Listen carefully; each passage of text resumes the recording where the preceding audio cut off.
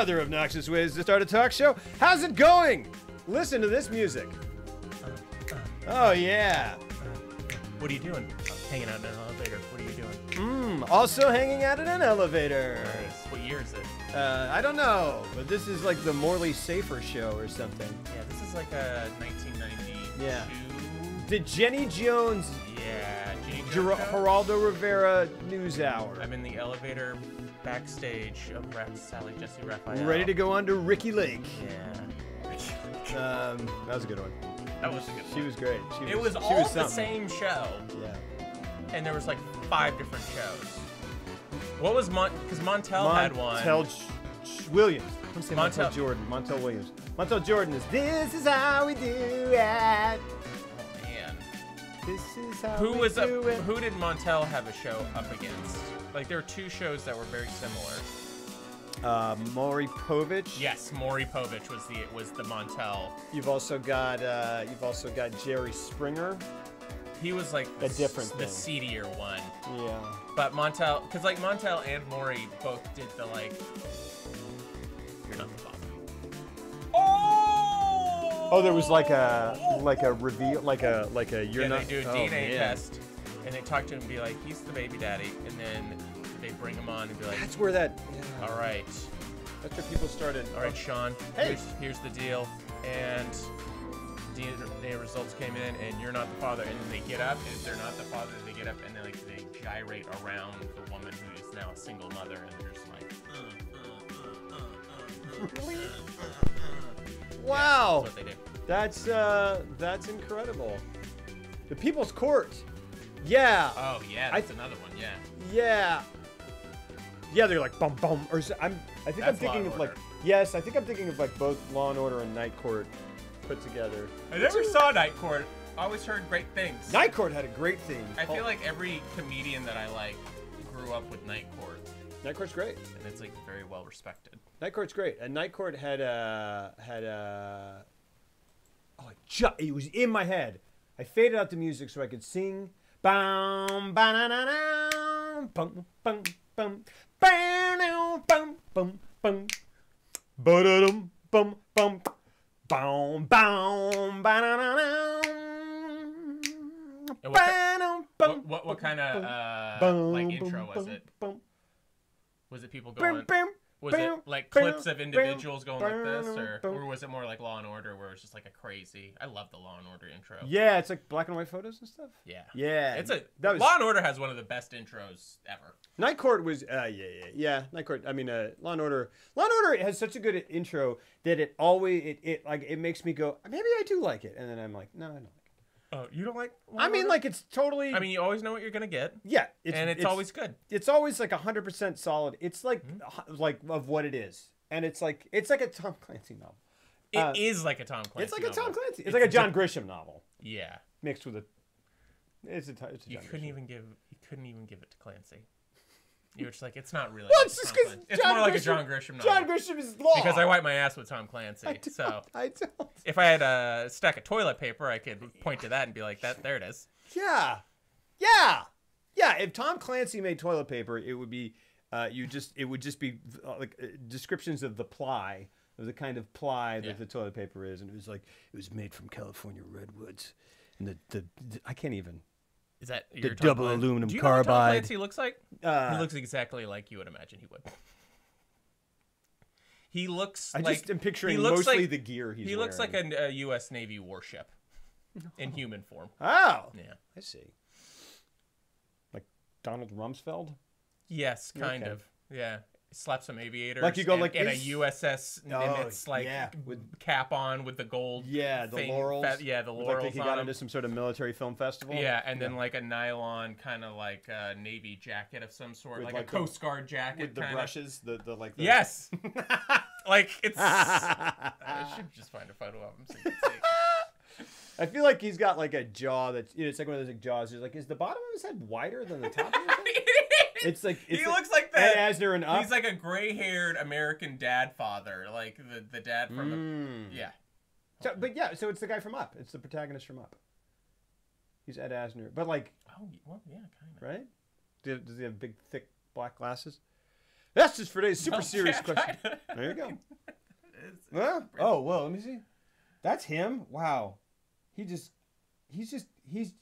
that. Oh, I hate that they're doing that. That's funny. All I see is the lawyer from Detroit.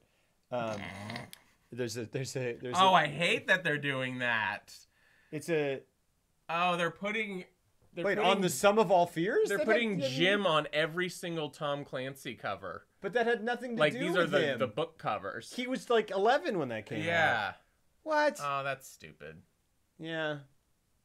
Yeah, this is the Tom Clancy. That's I some know. Stalin level shit. Wait, what? It's a Dean Koontz term paper?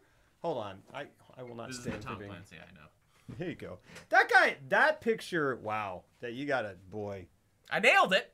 That's exactly right. He just he screams, I'm available as a technical advisor for any Top Gun remakes. Yeah. Uh, Yeah. That's some Stalin level shit. I wonder how many of those Tom Clancy books he actually wrote.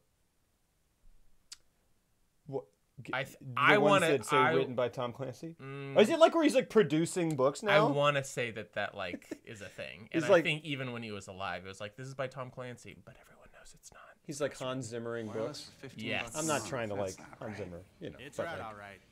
Now, Yeah, that's always a finger big question mark with me with Hans Zimmer. I feel like, I mean, he's amazing. yeah.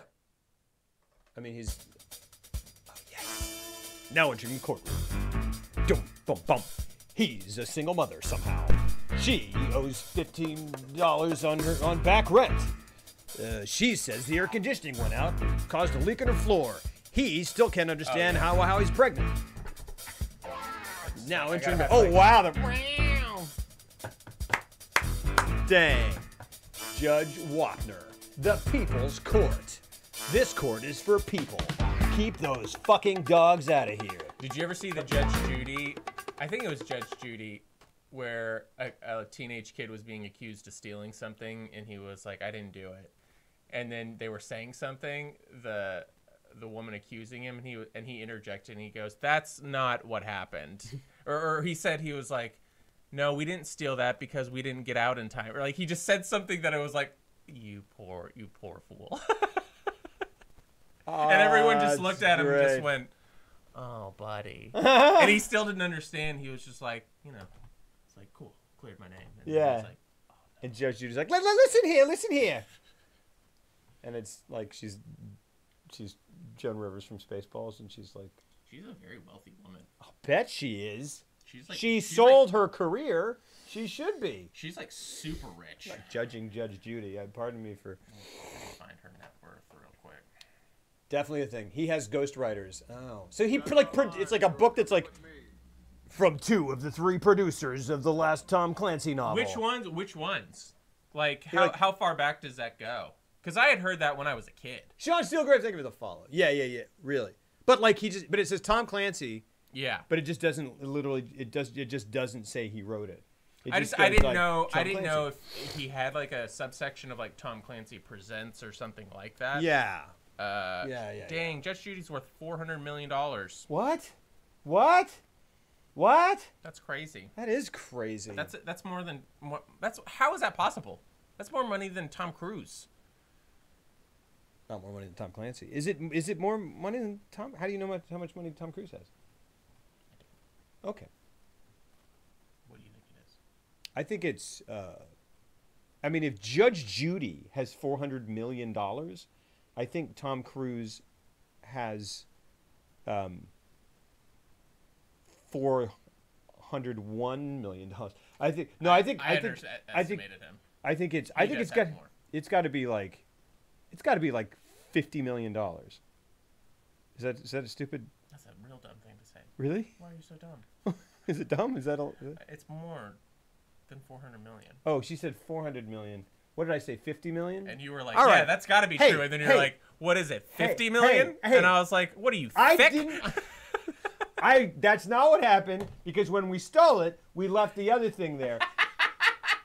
I got off a plane this morning, so you leave me alone. What time? Yeah, you had like an early flight. I hate those flights. I went to the airport. At like 4 a.m., right? Though yes, Mm-hmm. which is the world of Tom Clancy novels. 4 4 a.m. No, the you mean- airport. yeah, that's the only way. It's Yeah. the only place Yeah. they sell them. Yeah. You go, oh, I'm glad they evened out this because this part used to be lower. Oh, they stuffed some Tom Clancy novels under the wall. That's not cool. Why? There's so many Because of them. there's a couple. It was one of the there's a couple Tom Clancy There's a couple of produced. Dean Koontz on Yeah, there yeah. too. Yeah, writing under Tom Clancy. It's just, it's fine. It's Jim, all the old ones that don't have Jim on the cover. Yeah. now he's writing them. It's like it's mostly Sum of All Fears with Ben Affleck on the cover. I hope so. I'd be well. Remember when Ben Affleck was Jack Ryan? Man, you said that name with such disdain. Ben Affleck. Ugh. Ben Affleck. Was he Jack Ryan in just that movie? It's just like when I finally got on board the Ben Affleck train, yeah. he was like, "Hold your horses. I'm gonna go be Batman real quick." And I was like, "Why'd you do that? You had so much goodwill. Everybody liked you again." I felt that way too. You were very talented. But then I saw it and he did a good job. And most people agree with that. I guess you're right. I guess he did do a good job. He's the best. It's the best live action fighting Batman I've ever seen. Yeah. Ever. Besides the I don't know fact why that I want to it's give him CGI. shit. You I just do. feel like I You want to just give do. him shit because he's good in Gone Girl. Yeah. He was even good in that Triple Frontier movie, which wasn't that good. Yeah. He's good in Chasing Amy. He's very good in Chasing Amy. Yeah. But I feel like usually it's good directors knowing how to tap into his smarminess, which is unfair. Sure, but I'm ragging on Tom Clancy for no reason. Yeah, but he's dead, so it's fine. He's dead? Well, he's still cranking out books. Tom Clancy died? Oh, he died a while ago. Yeah, he's come out with like 36 new books in the past like 12 years. What's really funny is that if that's really real, that cover of the book Sum of All Fears. It is because with there's John like 6 of Krasinski them. on the cover. Yeah. It's hilarious because there's a movie of Sum of All Fears with Ben Affleck in it, and they're just like. And there's a movie with Harrison Ford called Clear and Present Danger. And that's got John Krasinski on the cover. Yes. Look, John Krasinski seems like a nice fella. I don't know that he's a bigger draw than Harrison Ford. It's very strange. I think it's just because Harrison Ford played him. I just think anybody who takes it on now looks like a little boy. Yeah. Well, particularly, specifically boyish John Krasinski. Yes. That's like his thing. Yeah, he's like got a boyish charm. He's a boyish boy. Yeah. He's a boy. He didn't look so much like a boy in because he had a giant beard. Because he had a giant man beard. Yeah, because he was like, let's get some. Yeah, I'm gonna grow this for like 2 years. While I read the script, he can probably grow a beard very easily. Why would I? Why? Why would anyone I pick think you're on? right, and I think it's fact. Yeah, and we're saying it here live. And he wasn't in those fight scenes though. He just his distractingly giant mouth stunt double was. Well, doesn't John Krasinski has a very like his. I think he's talking about Ben Affleck. Oh, Ben Affleck. Important Judge Judy content. Your pants just turned into bell bottoms at the People's Court. Whoa! Who is she married to? Nicely done. Is that Judge Judy? She looks great for being $400 million old. Age is not that but a number. Yeah. Is this really shitting me to say what I said? Yeah. Who is she kissing? Is that Jerry Springer? That looks like the lead not composer, conductor of the Austin Symphony Orchestra. That's probably exactly who it is. That's like exactly what that guy looks like. I like how they got like these matching Shutterstock print. On their clothes. Yeah, coats. Yeah, it's very nice. Yeah, I'm a dad, so I make those You jokes. gotta make unity to the Well, when you're going on the red carpet. they're getting as much unity as they can with their faces. All right, man. Let's talk about this movie. Nah. Oh, it's Phil Donahue. What? They're old friends. They're old friends. Hey, see, I just can't do this. Look, not because I'm lower than you, just because like it's uneven. Like if I were higher than you, I wouldn't like it. I'm gonna hear it. Let me get a couple Tom Clancy novels. I don't have any. There's a delay on it. Yeah, there you go. There you go. That's okay. Why is my head gigantic? You got a big head. Right. Well. Oh, here we go. I have a big head. Here we go. I have a big overall sized head. You have a tall head. I have a tall. Yeah. You don't have a tall head. Though. No, you have I have tall hair. a thin, tall head. No, but if you shave your head, it would just be a normal head. Oh, I've shaved my head. I'm gonna cast you in something and make you shave your head. Rock and roll. I look great with a shaved head. I bet you do. I think that's why I'm like wanting you to do it. All right. I think I shave your head and give you a mustache and like a little bit of stubble. Yeah. Just just like ha! just here, but like really long. Just like a lip beard that just kind of like when I talk, it does this. To what's this part called? Your soul patch. Yeah. I want you to grow That's your called mustache the never to the do point it. to the point where have you ever just had this? I think I have done it. You know, when you shave, you just leave all certain. You go like, I could. Yeah. No, I couldn't. Yeah. I could do that. No, I never would. I've done. When I shaved once, I did a goatee, and I was like, oof. Oh, I've done goatee. I did goatees like when it was. It's never good to have a goatee. It's not like you immediately become. terrible. You're like, do you like baseball? I hope you do, because. It's the only and place. I really hope you have a kid because those are the two things that are in your life now. Do you like baseball? Goatees are acceptable in baseball. That's true. If you're like Kurt Schilling, I don't know. Craig Biggio. Oh, yes. See, yeah, dude. Oh, that's a weird one, though. Is it bad? Oh, dude, you're like blowing up on Pinterest. Yeah, man. I'm sexy, too. blowing up on Pinterest. Yeah, you look good with a shaved head. Yeah, man. Shave your head more. Yeah, I should shave my head. Let's shave your head right now. My agent would literally kill me. Because I'm very important. I'm going to do it next time. Yeah, all right. You're going to shave your head? I'm going to shave your head. I have like a weird Wait a bump second. on my head. It's always been there since I was a little kid. Like not on the other side? Just like a weird, they said it was like a weird little like just pocket of blood. So your doctor said? I was like, Is your doctor working on a trauma movie? Who is this guy? This doesn't sound very medical. poked He's and just prodded got at some it. weird blood. He's got weird blood. He's got weird head blood, and I it's mean, just all. it's sentient, that's for sure. But as long as it's not talking, it's not swearing, is it? It goes, leave me, leave me. Important Brian V context. Was that me French and the Judge shaved Judy? head. Yeah. Yeah. So Laura clearly hated this movie, right? What? Yeah, let's talk about it. It sucked. What'd you really think? It didn't suck. I forgot how much I liked it. It's crazy. I man. forgot how much I liked it because it's not a horror movie until like Yeah. the last 30 minutes. Yeah. And that's what makes it so cool. Are you Oh, freaked that's out? good. Yeah. Are you freaked out? She is amazing in this. Yeah, man. She is really, really good. Yep. And Oh, here. she was really just a model until this movie. What was the audition like for audition? Yeah. Oh. What was the audition for audition like?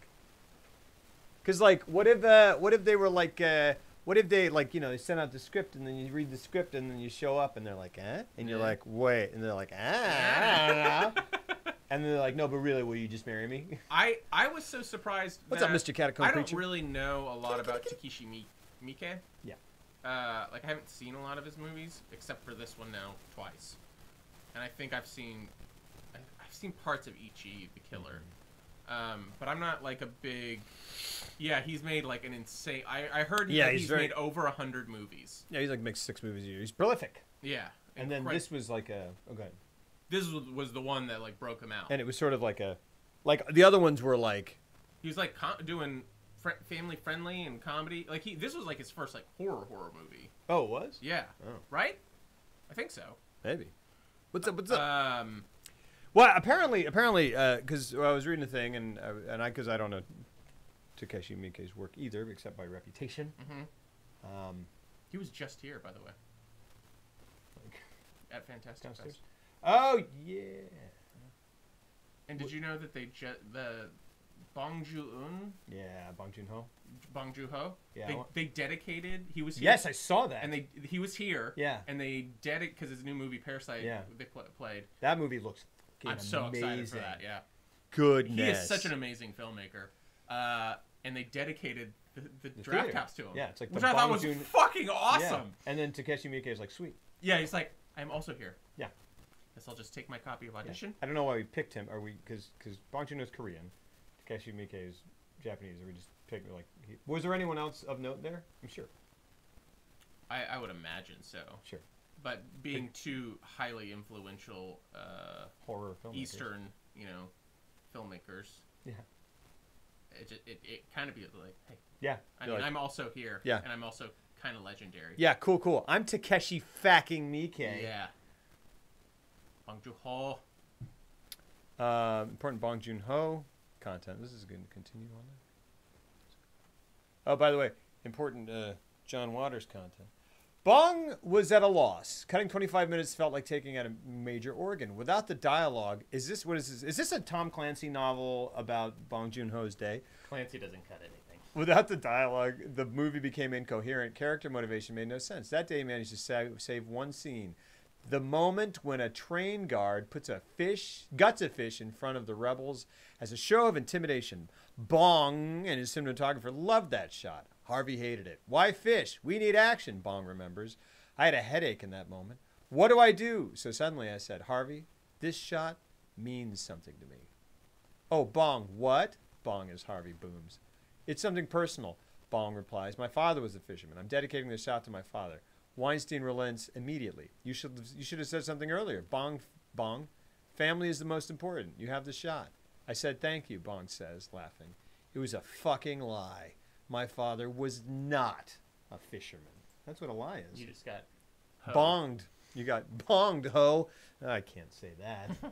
What I just said. For a number of reasons. Hey, are we... Bong. I feel like that's... Classic Bong. Yeah, Weinstein, right. Yeah. Well... But yeah, so apparently the majority of his other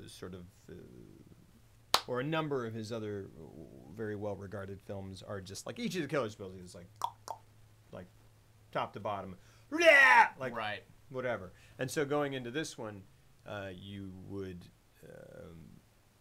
think it's gonna be and then it opens like this, and it was like the review that I was reading, which was. That the first half is more shocking than the second half to people who are kind of inured to his work. Yeah, because it's right. Like, what is this? It's like, yeah, what is it? It's like this sort of like Sleepless in Seattle. It had a very kind of like Lost in Translation vibe to me. Which apparently he's kind of drawing on and satirizing a bit, this sort of like Japanese melodrama. Ah, okay. That straight-faced romantic films of this. Yeah. But it works.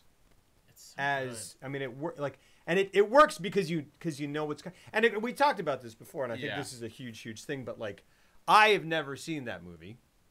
I had never seen this movie, but I've known for at least probably 10 years. Yeah. That it takes a turn, and that she's and if you just go because all the marketing for the film, the poster is okay, the poster and not just recently, like it's up Neff from the get go, all the marketing for it, they just leaned heavy into it, which is kind of I understand it because the movie's 2/3 of like nothing really happens. I mean, a lot of stuff does happen, but not in terms of a horror movie. Yeah, and so I feel like them getting nervous, and they're like, we gotta tell them that something's coming. Sure. But man, can you imagine going into it and not knowing? Like thinking like literally not knowing. Thinking this is the movie. I mean, and knowing something's off as it builds, but never not knowing at all the extent of what that ending is going to be. Because like even all the marketing, it had like bloody piano wires and things like that, and it all looks cool, but it's Yeah. I actually find that. Like I honestly find shots like this more interesting than the shots of her with piano wires. Agreed. Like the one where she's holding a syringe. Like I've seen that a billion times. Mm-hmm. I don't want that. Give me this. That's why I really enjoy this movie because I just love the approach to it. Yeah. Like it just doesn't rely on the normal give them a scare every 10 minutes. Yeah. In one way, shape, or form. Yeah. It's great. It doesn't slap John Krasinski on the cover because everybody wants John Krasinski. I feel like John Krasinski should just start doing that. That should start being our filmography promotional material. It's just other movie posters with John Krasinski.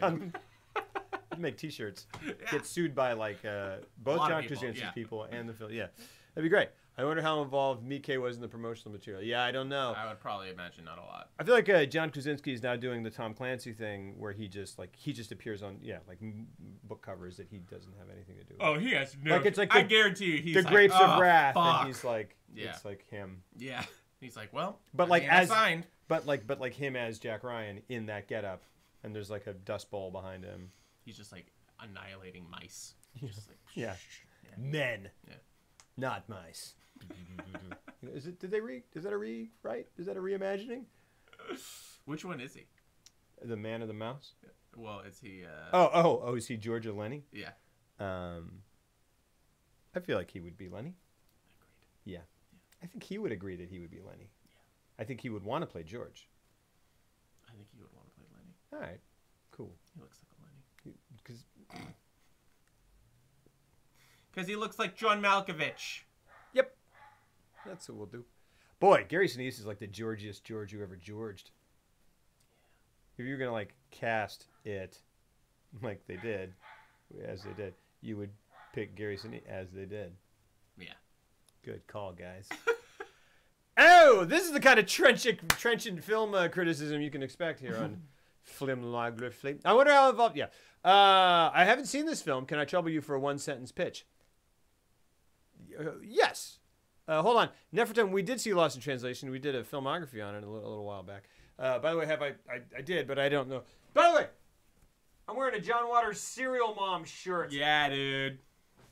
Because it's Howlow Screens. Stop. Howlow Screens. That's in our title right now, right here, down there. If you're watching us, you'll see Howlow Screens. Screens? Yeah, Screams. but screens. You should run that past me before you do stuff like that. It came to me like I was typing it. It and then- came real quick to you? Real quick. Yeah. And I didn't even look back. It's got like 4 E's and a Z. Yeah, it's one of those instant ideas. Yep. Yeah. Yeah. Yeah. Those happen. Slap Krasinski on it. Give it a Krasinski. Send it on its way. You get a Krasinski. You gave her the full Krasinski. Yo. This happens when Lobro hates a movie. No, it doesn't. I mean, sure, maybe it does, but that's not the case this time. Here's the one-sentence pitch. Well, several sentences. How's that? That's not what you asked for, but that's what you get. I can give it to you right now. All right. I was going to just extemporize Go for it. No, Do it's it. fine. But it has to be one sentence. Okay. John Krasinski. I'm sorry. Go ahead.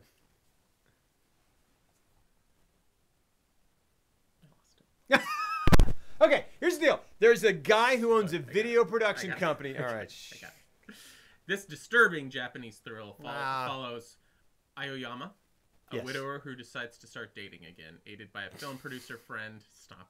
This Aoyama is- uses auditions for a fake production to function as a dating service. Yes. When Aoyama becomes intrigued by the withdrawn, gorgeous Asami, they begin a relationship. However, he begins to realize that Asami isn't as reserved as she appears to be, leading to a gradually increased tension and a harrowing climax. I'd say she is as reserved as she appears to be, but just Yeah, not she's as... highly reserved. But I mean, not... Yeah. In certain contexts, yeah. So, yeah, basically... And they say as a dating service, which makes it sound like he does it several times. So we open on this hospital scene, which in retrospect, kind of reading that it was like meant to sort of be not exactly a send up, but kind of like That's terrifying. I don't hear it. You again are going crazy. This is Lisa Loeb's. See, we don't have the rights to this. I'm gonna. We wrote it. So the movie opens with Aoyama losing his wife, and he's got a son, and then it immediately cuts to 7 years later, and he runs a video production company. He's like a film producer, and he's got a close relationship with his son, but he's kind of withdrawn, and people think he's a little bit depressed because of the loss of his wife, and his son encourages him to start dating again. Or really, he just says, he's like, you should get married again. And not wanting to deal with the hassle of dating, I guess, he talks to his film producer friend, and he comes up with this great idea of faking. Did they fake the production? So here's It's really- what the movie's about. There's this guy. Did I miss anything? Yeah. I don't think they even. I guess they kind of did fake it. So well, it was like But they used a real script that they based off- had. that they had, and they were like, "We'll do auditions for this script Yeah. that's based off a documentary that they had Yes. made." And he was like, "That way, it's all above board. that blah, way. blah, blah." That way, it's just verifiable fraud. But it's pretty, you know, It's it's kind of creepy. It's it's the titular audition. Yes, the eponymous audition. So yeah, we've talked about. I'm assuming the wife dies. And, Up to got up to that point. and it's this great. There's this like because you're watching it and she's at the hospital and she's kind of going and he's like no, and then it cuts because it starts with this kid. And he's walking, and he's got this thing that he's made that says "Get well soon, Mom." And then it cuts, and then you cut, and you cut, and then if you're slow on the uptake, it takes like 5 takes. And I go, "Oh, this sucks." You know? Yeah. And he's like, "Get well," But she's dead. and then Your mom's dead. and it's just really sad. And then he comes in, and then it is a Japanese film, and then the kid, within the space of those like, they cut, and then stay for like 4 minutes. So he was like 4 minutes away from the hospital because he walks straight through and just comes up and is like, oh. And then the dad turns around and kind of collapses and just looks at his son.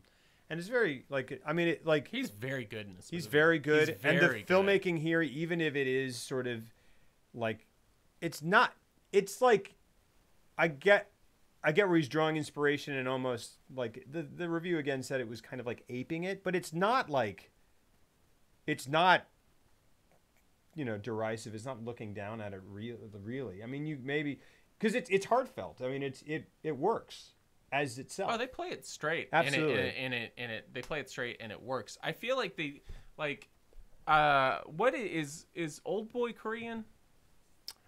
Old Boy is... Japanese? What's Old Boy, guys? Old Boy might be Korean. Yeah. Old Boy, yes. Yes to Korean. Wait, who did Old Boy? Korean, right. Who did Old Boy? I don't know what it is about, you know, Asian films in general. They use flashbacks where their flashbacks really look like flashbacks. Like Old Boy had a lot of flashback stuff, and it had a similar look that Audition has in the first 2 minutes. Gosh darn, Old Boy is free, and it's 2003. We could have done it. Cho Young-wook. That's not a horror movie. Okay. I don't, but it's like a super action. It's a revenge movie. It's a great movie. Revenge movies. Park Chan-wook. Yeah, he's good. That's it. But yeah, they play it straight. It works, and then we immediately jump to 7 years later, and you know he's got a close relationship with his son, and his son is like you see him withdrawn, and he's fantastic. Yeah, the acting in this movie is across really the board good. is fantastic. It's like, I mean, yeah, it's very. Yeah, sorry, go ahead. But anyways, so I've talked about it. So they hold this audition, and he gives her like his film producer friend gives him like a stack. Yeah. Of actresses to go, like their resumes to go through, and he's drawn to one named Asami. Yeah, it's funny to watch him going through these these, like, I mean, I was like, this is what I liked about the movie is how because they never. It's very matter of fact about stuff. Very matter of fact, even though like what he's doing is not really that admirable of a thing. And for him to literally just be picking and choosing like who his bride to be is essentially, that's an unsettling thing to be watching. They played in a way. I love how they played it because draw you right along with him. Like you don't hate him for doing that, but I'm like, but you still did. Like I watched it, and I was like, that's not a good thing that you're doing. Yeah. This entire situation is a little messed up, but I just love that they played it completely straight. They didn't play him as like some evil maniacal dude. No, they. I mean, he just kind of it draws you along with him in the way that a movie that has to set you up for a far-fetched premise does, right? Yeah. You go, bah, and the guy's like, and they don't really do it as much as they do in other movies where it's like this, and the person's like, oh no. Yeah. And then something happens the next day that forces them into it. Yeah, right. In this one, that's one way. The other way is to have a talk at a bar where it's just like, I just can't, this and that. Then they have the girls that are laughing, and they go, hi, and he goes, oh, stupid, why are stupid girls? Why are all girls stupid? We're all the attractive girls. We're all the good girls, the classy, obedient.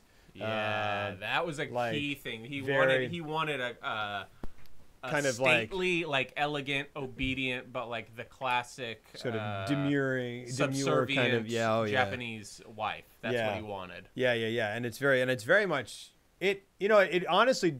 That's an important thing to know because that's going to come back into play in a big way for what I want to talk about towards. I mean, it's a major theme. Yeah, but they really don't play it up as much as I would have expected them. Nor do I. This is why I really liked it. I want to say I even loved it because jumping all the way ahead, their relationship progresses and he becomes more and more like infatuated with her, and he takes her on a trip, and they make love, and I don't know how far into the sweet, how far tastefully cut patriarchal love. Krasinski'd her in the most Krasinskian way. How far? I'll save it. Let's keep going. We do, Mr. Catacomb Creature. So actually, if someone wouldn't mind hitting ! Twitter in a second, you can go there and it shows what movies we're doing this month. We're doing 5 movies this time. We're doing Audition. Next week, I don't think we can do it Monday, but we'll be doing it next week. We'll be doing Blair Witch. Yeah. Then Session 9. Yeah. And then Ringu and the Ring. No, you can't post links. What's up, Wolfrat? Hey, that's not like a. I'm not trying to sucker you into a Twitter follow. That's just where I post stuff, so you can check that out, and that is where we announce what's going on with the stream usually. If you want to give me a Twitter follow, I can take that to the bank with all the rest of the Twitter follows and go, what can I get for the? And they slap me before I. He's always walking around there falling out of his pockets. And I go, what do I with these Twitter how much money? And they just get out of here. Yeah. Come back when you you're get slapped a lot in public. You come back here when you're on LinkedIn, son. And I go, we have to put makeup on his cheek. It's usually red, raw red. It's very sad. What's up, Wolf? How you doing? My guy's a real follow magnet, if you know what I'm saying. I don't know what that is. I mean, sure. What's up, Sonny Bits? Is Sonny Bits like son of a bitch? Is that like a... That just occurred to me, and maybe it didn't ever occur to you? Bits? Like Sonny Bits? Oh, it is. Hey. I like that. He was just like, yeah. God. Well, why'd you read it like that? I didn't read it like that. He was like, yeah. Well, here's the other way. Here's the other way that it happens. Yeah? Krasinski right along. All right, man. I don't know. Pre-bits on Twitch and all that. Oh, I gotcha. So the two ways are to be like, no way, that's crazy. Go back to the situation the next day and something forces you into coming back and being like, all right, how does it work? How do we do this? Mm-hmm. Or you're drunk at a bar, bemoaning your lot in life. Mm-hmm. Here I again, really like that scene. Yes, I do too. That scene, yeah, that's a very important scene. It's quite good. And then if you don't want to take the time to have like a sort of, rote kind of token thing that happens the next day to bring you back, because the audience goes, that's the idea. We need to believe you as a human, so you have to say no, and then you have to whatever. The other way to do it, if you don't want to take that time, is to have the person go, come on, and then he's like, and he goes, have I ever let you down before? And he says that. He goes, have I ever disappointed you before? And then they go, and then they go for it. Yeah. That's the magic sentence. If you ever want to lead someone into a doomed situation, that just seems fun and risky. That's how you. That's do what it. they would do in Seinfeld a lot, and it was like one of their things that they enjoyed the most. They would Those like, are Jay Silent thing. we love it when we would have a character say something and another character be like, sounds great. Barring any unforeseen circumstances, I think we got a real winner on our hands. Yeah. Shake. Yeah. And then it would all go to shit. That's really funny. Of course, it only works if you have never let that person down before. I never let anyone down in my life. Do you give people up?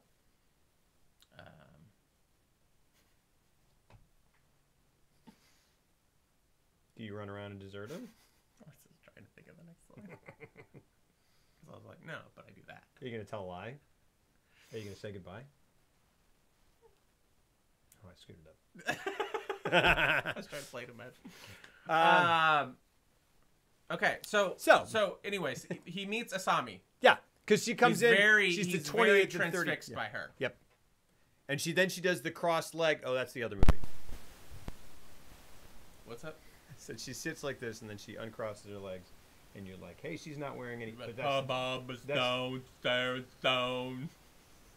So you, John Krasinski, is Lenny. Yeah. That's Yeah. Some call it a sling blade. Some do. Sharon Stone. Do you ever remember the Penske file? That's from Seinfeld. Oh yes. Emily Blunt married that man. She sure did. Yeah, she did. She sure did. And What's up, DG? He immediately calls her. His film producer's friend is like, "Don't play it aloof." Yeah. You know. It's like this. It's like the swingers. You're all Wait hopped 3 up days. and horny. Wait. Like, just calm down. Play it aloof. And You're so money, baby. You don't even know it. Yeah. Yeah, and because I think he takes her out once immediately. Yeah. He's And like, then, "What are you doing? You gotta play cool, buddy." Yeah.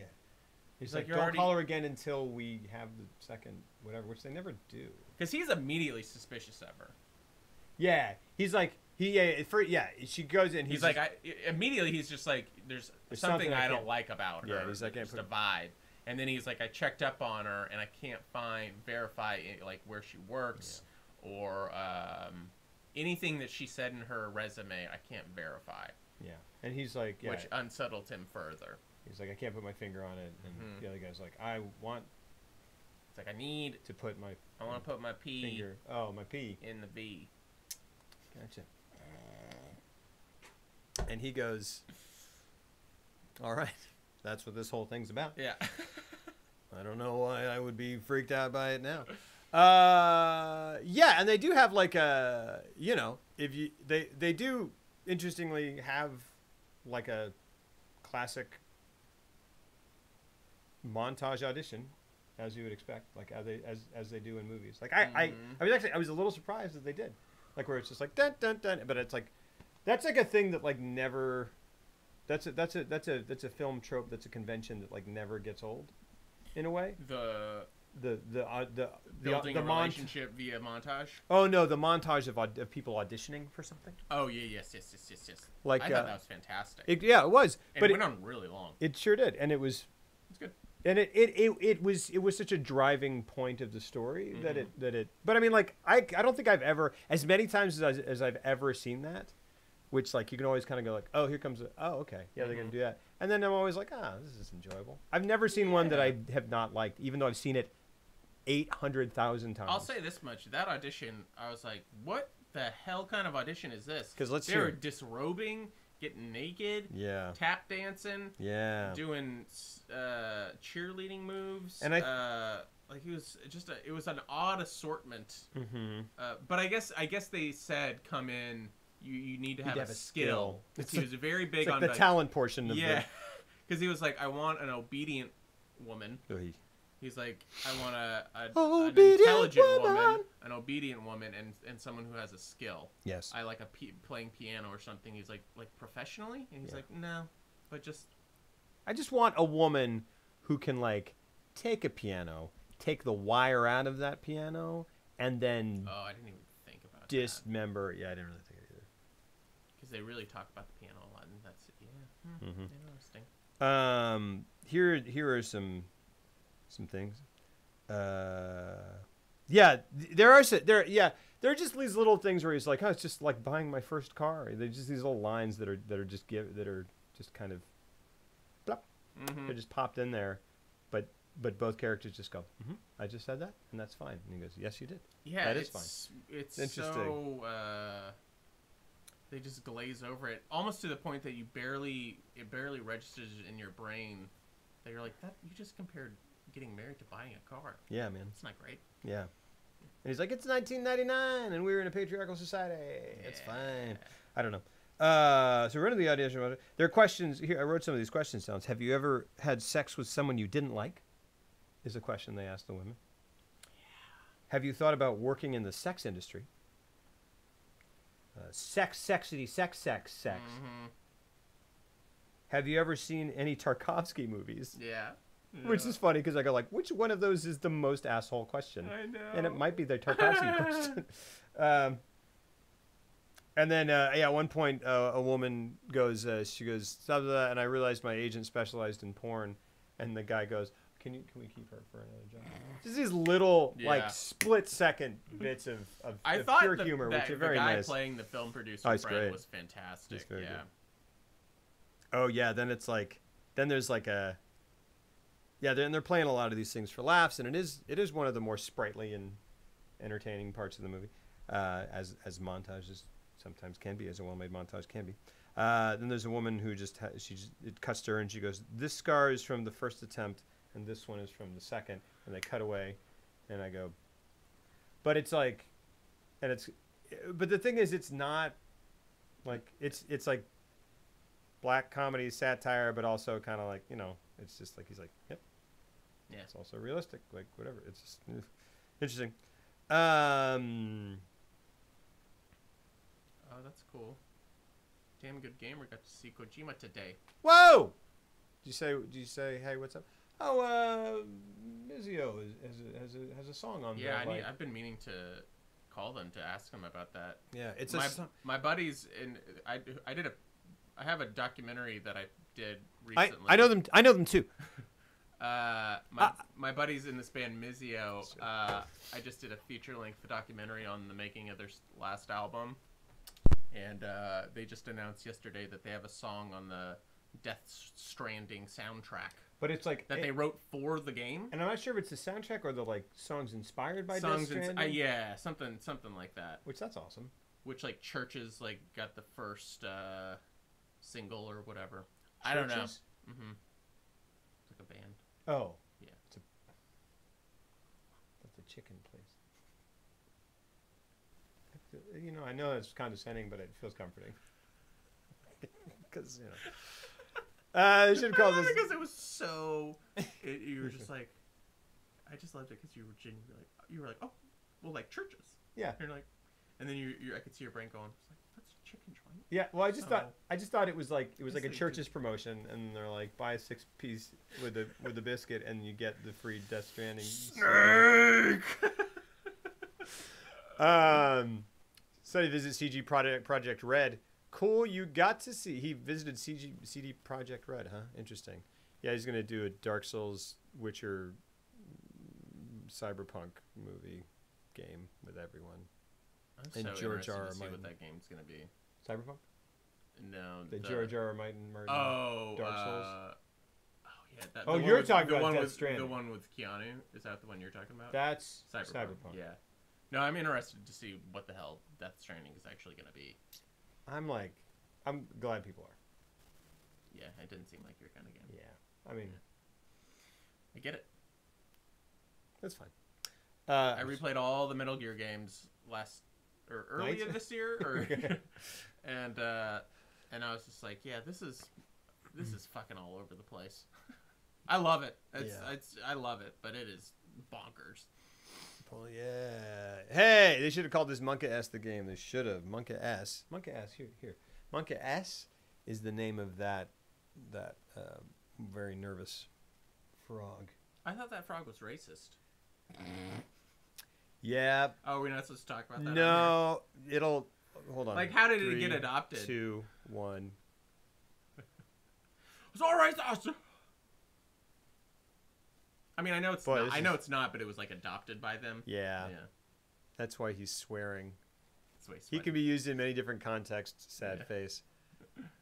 I didn't like MGSV at all. Yeah, neither did I. Well, we raised this now. I want you all to know that I'm refraining from shitting on Kojima because I don't want to be an asshole. I don't like it. That's still cool. Yeah, totally. Yeah, it was co-opted, like things are. It's so weird. It is very weird. It's a meme, and they're like, "There's like that's a racist No, meme." that's Well, racist. it's a frog. Yeah. So, okay, and we all know that it was there before. So, is it? Yeah. They're like, "Yeah, it is." Yeah. Okay. Yeah. Who's saying that?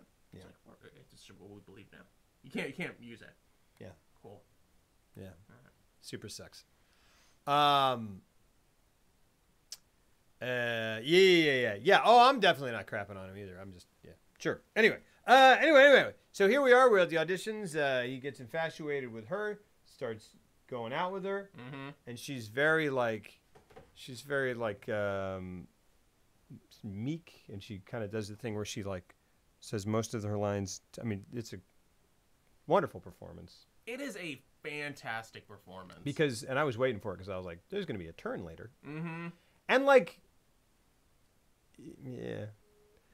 She plays it so well. So well. Because you're just like, I can't picture her. And then when anything. she does, yeah. it's so glorious how she does it. Yeah. And it's like a little fucking kid. Yeah. Like when she is sawing through his foot, it is the yeah, I laughed. It's hilarious. Several times. It's very funny. And horrifying, but you giggle because it's horrifying, and maybe that's an instinct. But the way she's doing it is so horrifying. She's just like, and you're like, oh my god. Yeah. And the performance makes you, I mean, it doesn't make you laugh. You just kind of, it's a release, but it's also genuinely, her glee is so palpable that you feel it. Yeah, it's unfiltered funny. And just like. Yeah, but then the sound design is what makes you go, go! When she was plucking those things in his eyeballs, just the little. But then the it's just like, oh my goodness. Her outfit is awesome. Here? Can we? So they get together. Things start to get weird, and then it gets weirder and weirder. I feel like I need to get to the ending though, so we can unpack it. Sure. Oh my gosh. Because so she drugs him. Oh, okay. Yeah, okay. Yeah. I want to This is get the there. ending. I want to get there because like they start courting each other. It gets They go away to like a getaway, weekend getaway to like a nice hotel. They have sex. Because he's like, and he's sitting there, and she's the one who like initiates it. In a way, yeah. Which is important to note. Definitely, and they're sitting there in their thing in their hotel room, and it's like the first time they've been, away together somewhere, and he goes, "What should we?" It's a wonderfully written scene. Yeah. Because he's like, "What should we do?" Until dinner. I think you'll really like the food. The chef is excellent. He's very skilled. He can whatever. Yeah, there's the very nice small museum that's nice, and she like. And all the while she's stood up. And she gets and over. She's walked past the bed, past him, and then she's turned around. And she begins. And she starts to undress. And he's like. We could also. There's a Chili's. I hear they have an awesome Blossom. Wait, that might be. Not there. It might be Outback. Outback Steakhouse. No rules, just right. No rules, just right. He does that. It's really weird that he just does that out of nowhere. It's just right. Yeah, and she's just going boop boop boop boop, bing, and then she just goes and then shimmies out of her underwears. And then she gets in bed. She says, "Come to me." Yeah, and she goes, "Please." And she says, over and over, she's like, "Yeah." Promise that you'll only love me. Only me. Only me. Promise that you'll love me. Only. And he's like, me. And he thinking in realistic terms. He's like, in terms of a relationship with another woman, he means it, and he's like, of course. The sexual tension between us is palpable. True. That's what makes this work. I mean, every time we do the stream, when it cuts out, I look at him and I go, only love me. And only me. And I go, and then I'm just like, all right. Later, DJ. Have a good one, man. It's 3 a.m. for you. Goodness gracious. It's nice when 3 a.m. happens for someone. Well, hopefully you get some sleep. Lots of luck. Congrats, man. That's an awesome thing.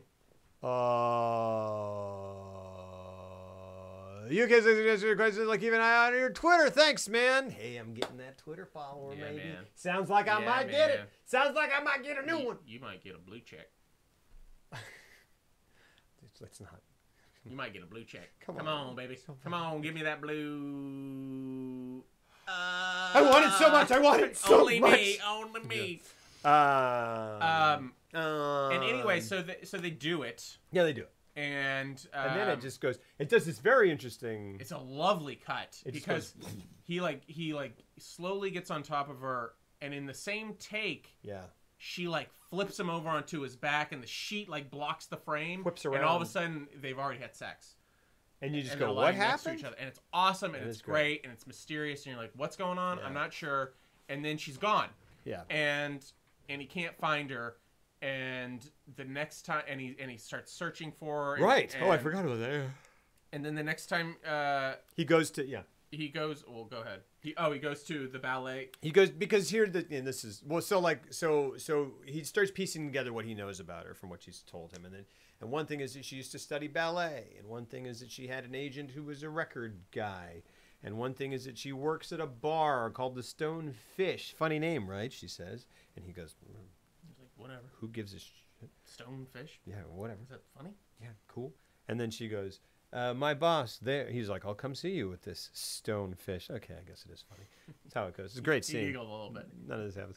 And then she goes, well, my boss likes to get into my personal affairs a bit. And he goes, well, I won't come if you don't want me to. And she goes, I'll never lie to you.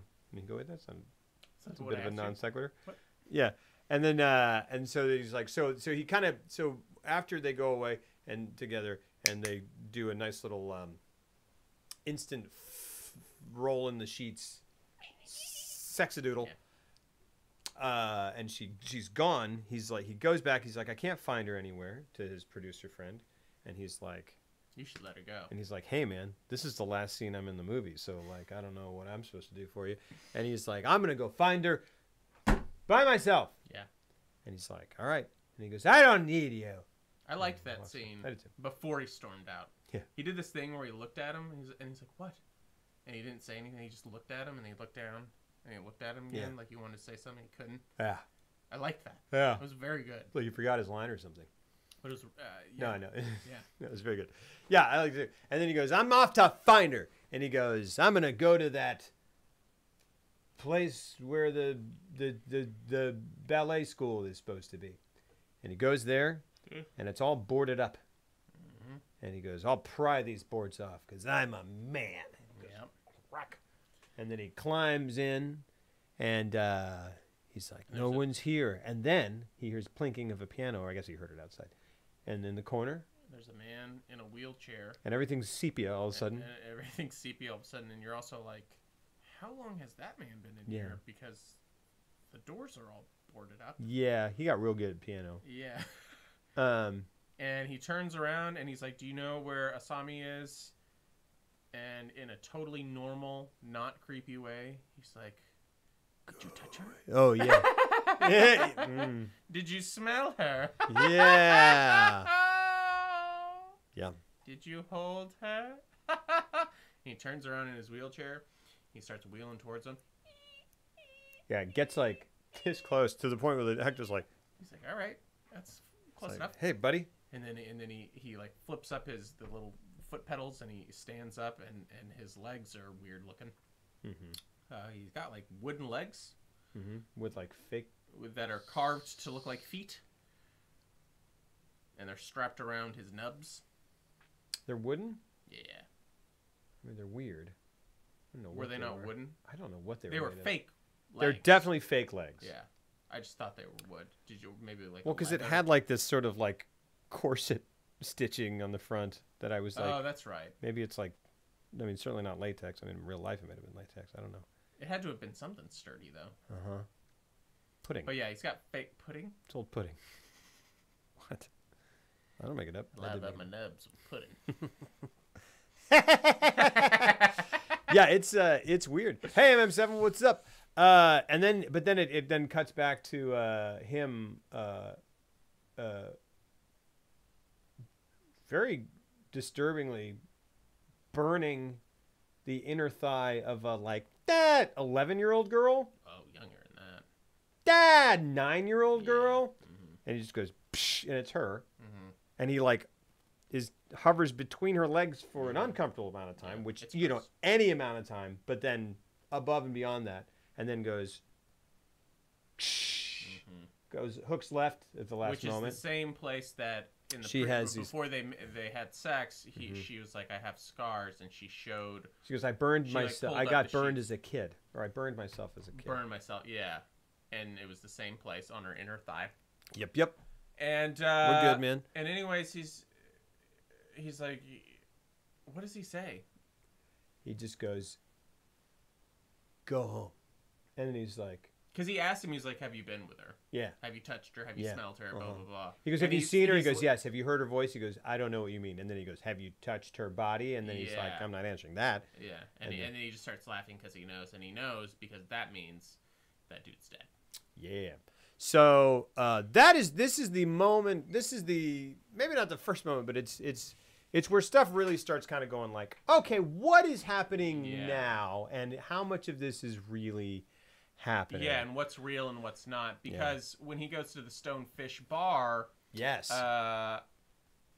there's it's closed. It's all boarded up. There's a patron who's coming by who lives like around the corner, and he's like, hey, do you know when this opens up? And he's like, that hasn't been open in a year. It closed after the owner was murdered. That's the other thing. It's Sleepless in Seattle meets So I Married an Axe Murderer. Yeah, but also it could just be Sleepless in Seattle Fatal if you Attraction. just used horror music, because if you've ever really watched Sleepless in Seattle, oh yeah, that's a terrifying movie. It is true. That's a terrifying movie. Yeah. It's about a woman who crossed the country to find a man she didn't know, stalked him, and his stalked child. him, and he didn't. Stalked him and his child. Yeah. Found where he lived. Yeah. Found who he knew. Left Bill Pullman for him. Yeah. Left a good Bill Pullman performance. He sneezes a lot. He's got allergies. Yeah. Yeah. They go like, it's not one of those ones where you're like, either one of them is good. Like he's a good dude, can't stop sneezing, can't eat anything, kind of a wiener. And you know how, and it's like, well, that's I not love fair. Nora Ephron, but fair. you know how she got out of that? She was like, I've written myself into a bit of a pickle here. Because he's not a bad, Bill Pullman's not a bad guy. But he's such a not bad guy. What am I going to do here to get out of this when she has to tell him that she's leaving him for Tom Hanks? He'll be such a nice guy. Yeah. And when she breaks the news, he'll be like, I understand. Yeah. Go be with the person. He's like, is he waiting at the Empire State Building that's right outside the window where you're telling me this? Yeah. You should go to him. Yeah, you probably should. Fuck you! I'll be fine. I'll be the president in that other movie, and I'll be in Spaceballs. That'll be my legacy. It's fine. And Mr. Right. Or Mr. Wrong. Wrong. Mr. Wrong. That's a great Bill Pullman performance. Is it? Yes! It's Ellen DeGeneres. I know. I would watch that. I've never great movie. seen her in a I saw movie it in the besides. theater. Really? That sounds. That I would have done that at like a dollar movie. That seems like something I would have done. I was living in South Florida at the time. I saw it in California when I was visiting my parents' folks. Need to call my dad. I'll talk to him after. It's gonna be late. I'll have to call him tomorrow. Do you want to tell him you're gonna call him tomorrow? Cool. Got it. Well, I just will text him because I don't like to be like, "Hey, I can't talk right now." I don't like doing that. Yeah. Why? But then I get why? I just don't like the way it feels. You're just like, hey, I'm sorry, I can't talk right now. Okay, look, here's what I'll do. Rough day. Sorry, dude. Oh, sorry. Feel free to talk about it. Can we talk about one thing? You can talk about many things. That we skipped over. When she finally calls him. Yeah. I'm not enjoying your sass today. It's not sass. All right. It's not sass. It's not sass. It wasn't meant to sass, but then I was I'm like, trying to make a point here. I know you are.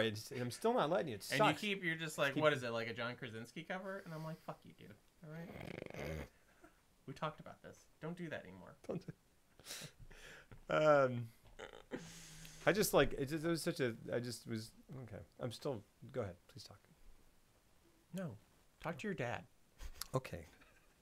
I mean, When he finally, because he's told, his film producer buddy tells him not to call her, and when he finally calls her, I think it's my favorite moment in the movie, because they keep cutting to her and she's just sitting by the phone staring at it. And then she's like hunched over. And by the way, there's a large that moment is burlap so sack great. that's just next to the phone, and she's just sitting there, and it cuts to her once and her head's up and she's just kind of waiting. And then it cuts to her again, and like hours later, and the sun's gone down, and she's just laying like this. And her head is such an angle that the nodes of her spine are just so visible up there. And then he calls, and the phone rings, and they cut to a close up of her mouth, and it just slowly smiles, and she's like, I got him. It's like but she didn't say that. She just slowly smiles, and it is the most terrifying thing. And then it cuts to the wide shot. And that burlap sack that has been still the entire time, all of a sudden just goes, and you go, what? And it cuts away, and it goes, yep. And I go, whoa. Yeah. And it is this great, like, very close of thing, whatever. And you like just through the strands of her hair. Hair here, very, like, I mean, I would say Ringu-ish, but like they came out at the same time. Mm-hmm. And this came out before it. It is this thing. Isn't this 99 and Ringu's 98? It came out. Oh, you are correct. This came out. This was the answer to. They were like, we want to do the success of Ringu, but we don't want to do a supernatural thing. That was what it was, because it's the same production company. They were like, we want to follow this up with another horror thing, but not a supernatural one. Interesting. Yeah. Anyway. But it's such a close shot of her. It's like this extreme, and then there's just black hair, like a curtain of black hair here, curtain of black hair here. You just see her mouth. And then this looks cool in my head. What I'm doing right now doesn't look cool at all. Not only cool in your head, but cool because it happened. Yeah, right. Yeah, cool. So what's in your head is just the movie. Yeah, it's exactly right. It looks much better. And then she goes, and it curves into a smile. Kind of something that would be like in an anime, but like cool. Yeah, it was very, very creepy. That was one of the creepiest moments in the movie. It's great. I need to write my dad. But anyway, so. He goes to the bar where she says she works. It's been closed. The guy who lives next door is like, yeah, it's been closed for a year. The owner was murdered. And the odd thing, and he was like, the building, this building is tilted. So we knew that someone was murdered because blood started seeping out from underneath the door. Yeah. And so when we went in, and when police went in, the odd thing was that they not only found her body chopped up, but they also found 3 extra fingers and a tongue. Yeah. That didn't belong to that woman. Yeah. And they're like, okay. And there's a thing where they're like, he's like, do you know why the boss was murdered? And he goes, I think it was like a man thing. Like she was involved with a record producer guy, and then something, and maybe he owed money, whatever, and that goes, oh, her agent worked for a record company. She had a thing. Who also went missing or quit suddenly. Yeah. And hadn't been seen for a year and a half. So that's where it's this like everyone she talks about whom she's encountered has kind of disappeared. Disappeared or yeah. And obviously like, you know, she was having an affair with that dude, so she quartered her or like 16th her or whatever for that, and then also killed the guy because, you know, these people just won't love only her. What's their deal? Yeah, she wouldn't have to surgically dismember them. Yeah, if they would just love only her and no other human being. But that's like what's so. Well, we'll get to it. Oh, this is gonna be rough for a bit. You're going, oh my gosh, I'm so sorry, dude. I'm sorry, man. Fair point. Yeah. Absolutely. So sorry to hear that, man. Lots of love. Goodness. Yeah. This is a movie about graphic murder, so I don't know. Yeah. I'm sorry, man. So sorry. So much love to you and to your family. And that is good advice. Text your dad. I will. I am. Yeah, text your dad. All right. In the middle, a little.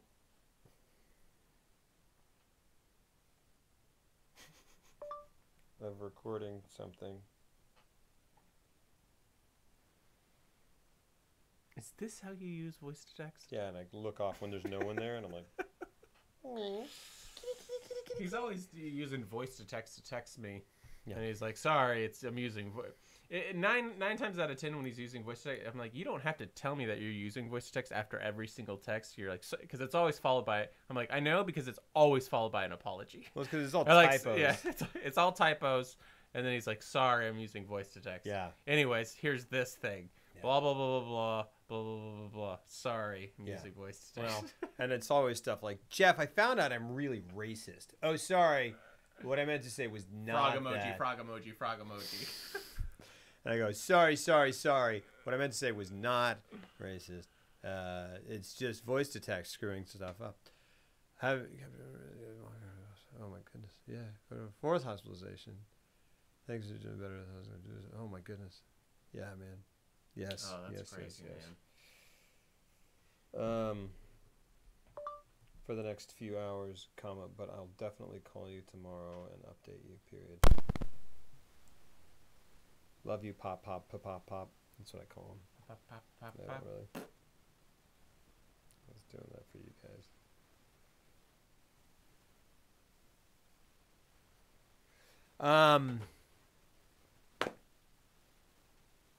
Yeah. So, boom. Went to the Stonefish. The Stonefish. Goes to the ballet school. And here's the other thing. The ballet instructor dude, It's alive. well, based on that stuff, based on her stories too, I was like, is he also her uncle? Is he her uncle? Because she talks about being sent to live with her uncle who abused her. Oh. And then we go there, and that guy's playing the piano, but he has ballet shoes hanging from his wheelchair. But then we don't ever hear about the uncle anymore, and we see this guy very clearly abuse her. So was he the uncle? Is he the uncle? And he also owned the ballet studio? That seems needlessly convoluted. Yeah. Or did they just mention the uncle and then just got well, you got that story, and then here are the other people. But why not ever the uncle? It's confusing to me. It's weird. I'm gonna look up who what- he's credited as. Were the feet of wheelchair guy cut off? Yeah, and replaced with who knows what, gelatin. Looked like they were made out of peanut butter. Looked like he had peanut butter feet.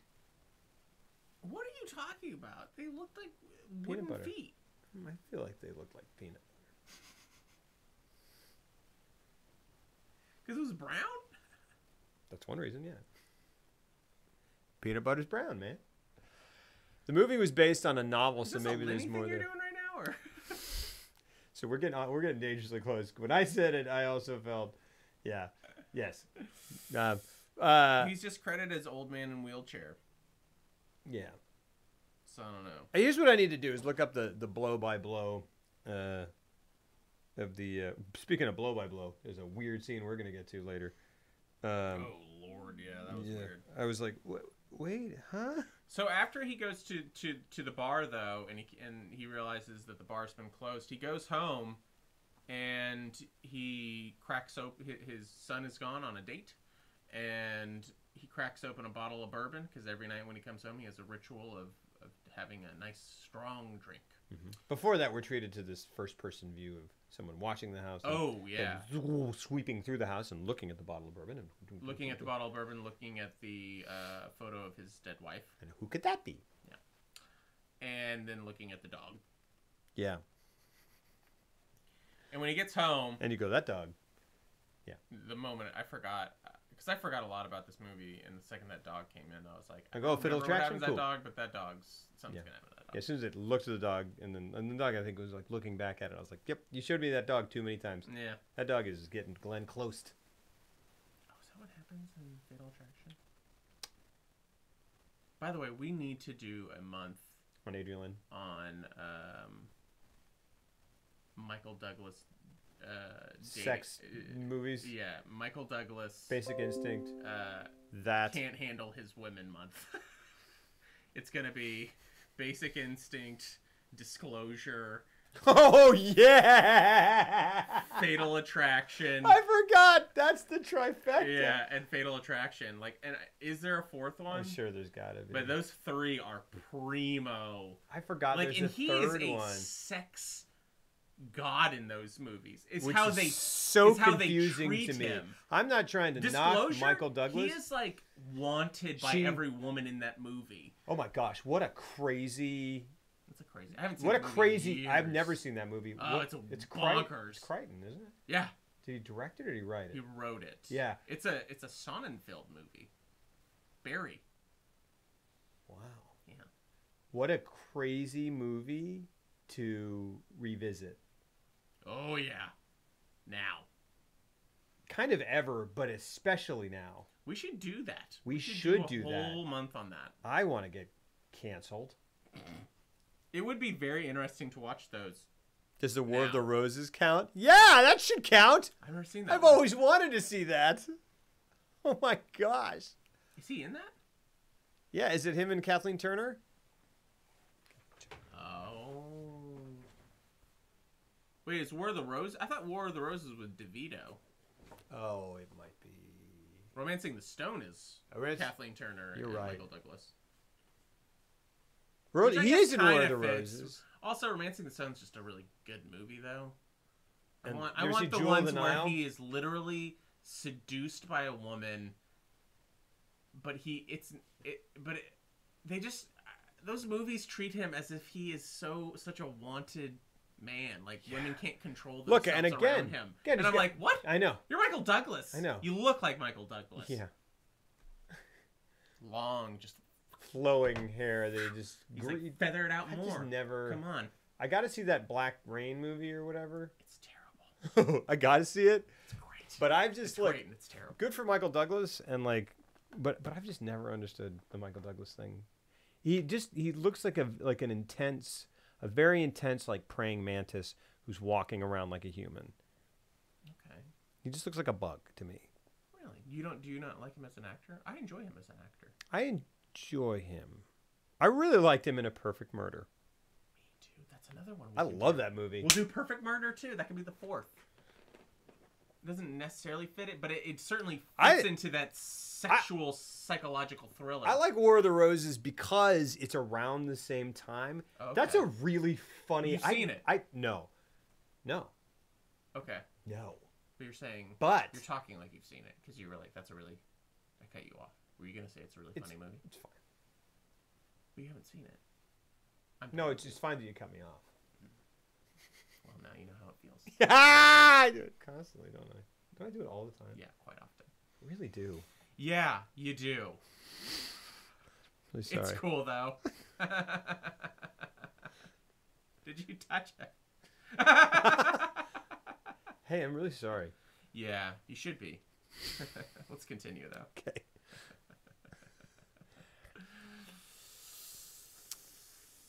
We'll be right back. What have I told you about? What have I fucking told you? Hey guys, I'll try to get better at that. It's fun. It's just built into your personality. Obviously, oh gosh, gosh, oh man. Falling down, he looked super crazy. Yeah, he's good at that. Would you like to say anything, Jeff? No. Okay. I wouldn't. Take that as my cue. I'll save it. Yeah. When I do, yeah. Cut to the other title card real quick. I meant You that as motherfucking asshole. meant What that. the fuck are you trying to? Are you trying to embarrass me? Boo! Ba-da-da-da-da-da-da-da-da-da-da-da-da-da-da-da. Ah! That was meant as like an entree to your. That was like a like I'm shutting Are you up to saying let this you talk. conversation is like a healthy entree because it's not? It's a Lean cuisine. it's a lingual. Is it a hungry man? This conversation is a real linguisine. I'm out of here. Sorry, we got. Now I'm looking at Michael Douglas movies. Yeah. like I want to get to the ending of this movie so we can like really dive in. We're just Sure. describing the movie. I Sure. want to talk about the Sure, meat sure. and potatoes of this movie. Yeah. So he gets home, his drink is drugged, and he collapses, like he tries to get out of his chair, and he walks a few feet, and then he just does this, backwards onto his back. The second he hits the floor, this movie takes a hard left turn into Crazy Town. And it becomes this thing where you're not quite sure. It is left very open-ended as to what is a dream and what is reality from here to the ending of the movie. And one of the main things that was curious to me, because it cuts to, what does it cut to when he hits the floor? They're back at which we didn't talk about. They're back at one of at their first like restaurant date. Mm-hmm. And it's a different conversation. Yeah, where it cuts, she's being honest. Yeah, and it comes back to a point where we have seen like the first couple lines we've seen in the other one, and then and then you go, okay, I remember what she's going to say. Yeah, or he asked about hers. Yeah. And then the last one, she said, they're fine. They moved to China. And there's this interesting, which I didn't, so I noticed it at the time, and I was wondering, and this answers it, because I didn't think about it again until just then. But in that initial conversation, he says, tell me about your parents. I didn't ask you, you didn't tell me about your parents. And she starts talking, she says, they're fine. They moved to China a month ago. And there are like there are two, almost imperceptible, but not imperceptible at all, jump cuts in her performance. And it was so strange that I go, I thought it was part of the it's almost edit. Like the quality of the print or something. No, it was like, because I was like, because they're such close jump cuts that it's like, and the performance is so matched, and the head position is so matched that it's literally like they just took out 2 or 3 frames and stitched it together. Yeah. But I saw it and I was like, there's another one, and I was like, those were definitely jump cuts. That's weird. And I paused it, went back. I was like, yeah, they are. Okay, cool. That's definitely on purpose, because he is such a precision filmmaker. Yeah. That's 100% on purpose. And I was like, is it a thing where it's old? No, it's not old enough for that to be a thing that's allowed. Then it comes to his side of the conversation. There's a huge one. Yeah. There's a gigantic one with him where I go, okay, cool. Definitely on purpose. I wonder why. Are we just starting to get unsettled? And then the conversation continues. There are no more jump cuts. And I was like, weird. Weird they didn't go back to that. Then here, and like now putting it together, because I didn't think about it again, we cut back to that exact spot. And that's what it is. It's just we've jumped to a different, at that point, there's a time dilation or whatever. Like the alternate universe that he goes into because he hears what he wants to. I don't know. I don't know. I don't. Denial? I feel like it's something, and this is where the movie gets very interesting to me, because it could be that. But anyway, she unfurls all this horrific stuff that she's dealt with as a kid, abuse, and all this trauma and stuff, and we get it. He absorbs all of this and everything, and then it kind of he sees his dead family, and they warn him not to. They warn him not to be with her, and he's like, she's a very fine woman, and it goes into like this fever dream type sequence. And then it cuts back to him on the floor, and she comes out in this butcher's outfit, and this is where the famous scene where she like saws off his limbs and everything are. But the most interesting thing about this is when, after she cuts off like one of his legs, it cuts back to him like he passes out or something, and it cuts back to him in bed, laying with her. And we're back in the hotel when they went on the trip. And he looks over, and she's laying in bed with him. She hasn't left. And we're like, oh, was that all a dream that he's been having? Dora Manelius, thank you for the follow. Exactly. And he gets up, and it was like, was he having a nightmare? And he goes, he puts water on his face. Yeah, and first because you're right. She's there instead of being gone, and then he like something twitches under the covers, and he goes, oh, my feet. Yeah. He's like, I've got my feet. Yeah. Oh, and he like has this great little. Like this, like he's still got his feet. And she like comes and checks on him, and asks if he's okay, and he says he is. And in that moment, before, I was like, oh, you've seen that before, but I almost, in this context, I was like, it would have been awesome for me if it really was a dream, because then it would have been, given everything we've just seen, I was like, oh, this is him not being able. He wants an obedient wife. He wants a subservient wife, someone who's pretty but will do as he say and is uncomplicated, because he doesn't want to date someone who has a lot of baggage, because that would require effort. And I thought that was a really fascinating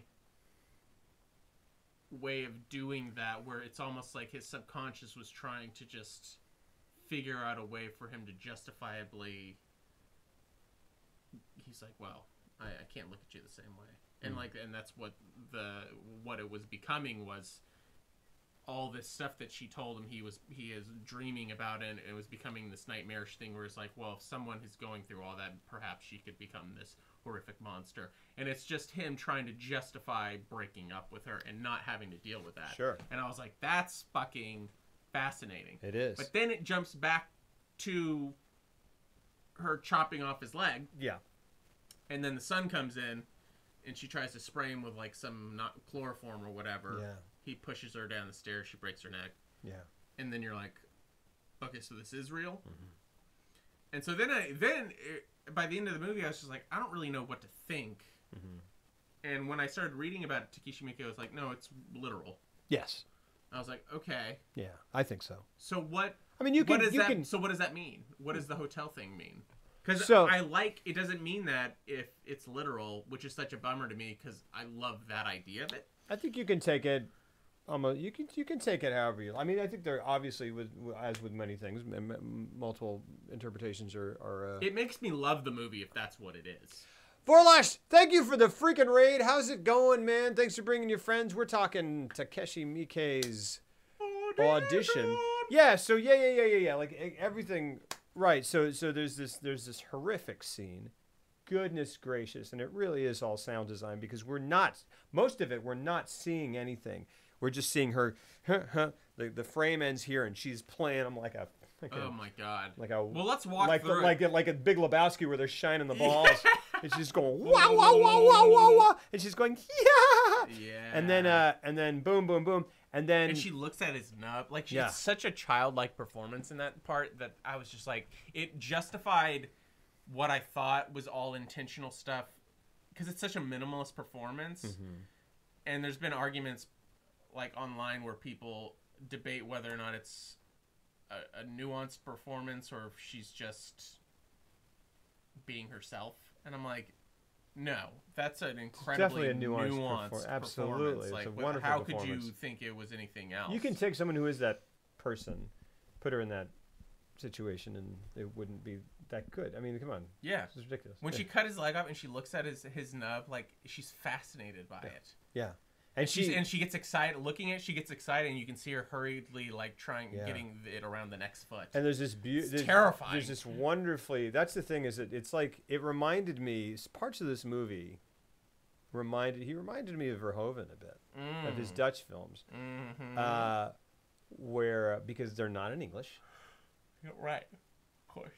But yeah, and it cuts to this beautiful, I say beautiful, outside shot of, like, where it's like through a window outside the house, and she's just pop, and she's just popped off the one foot, and you just see through the window, you see wall here, window in, you see his feet sticking out here, which, they're effects feet, whatever, but she's just like whatever, and she just goes,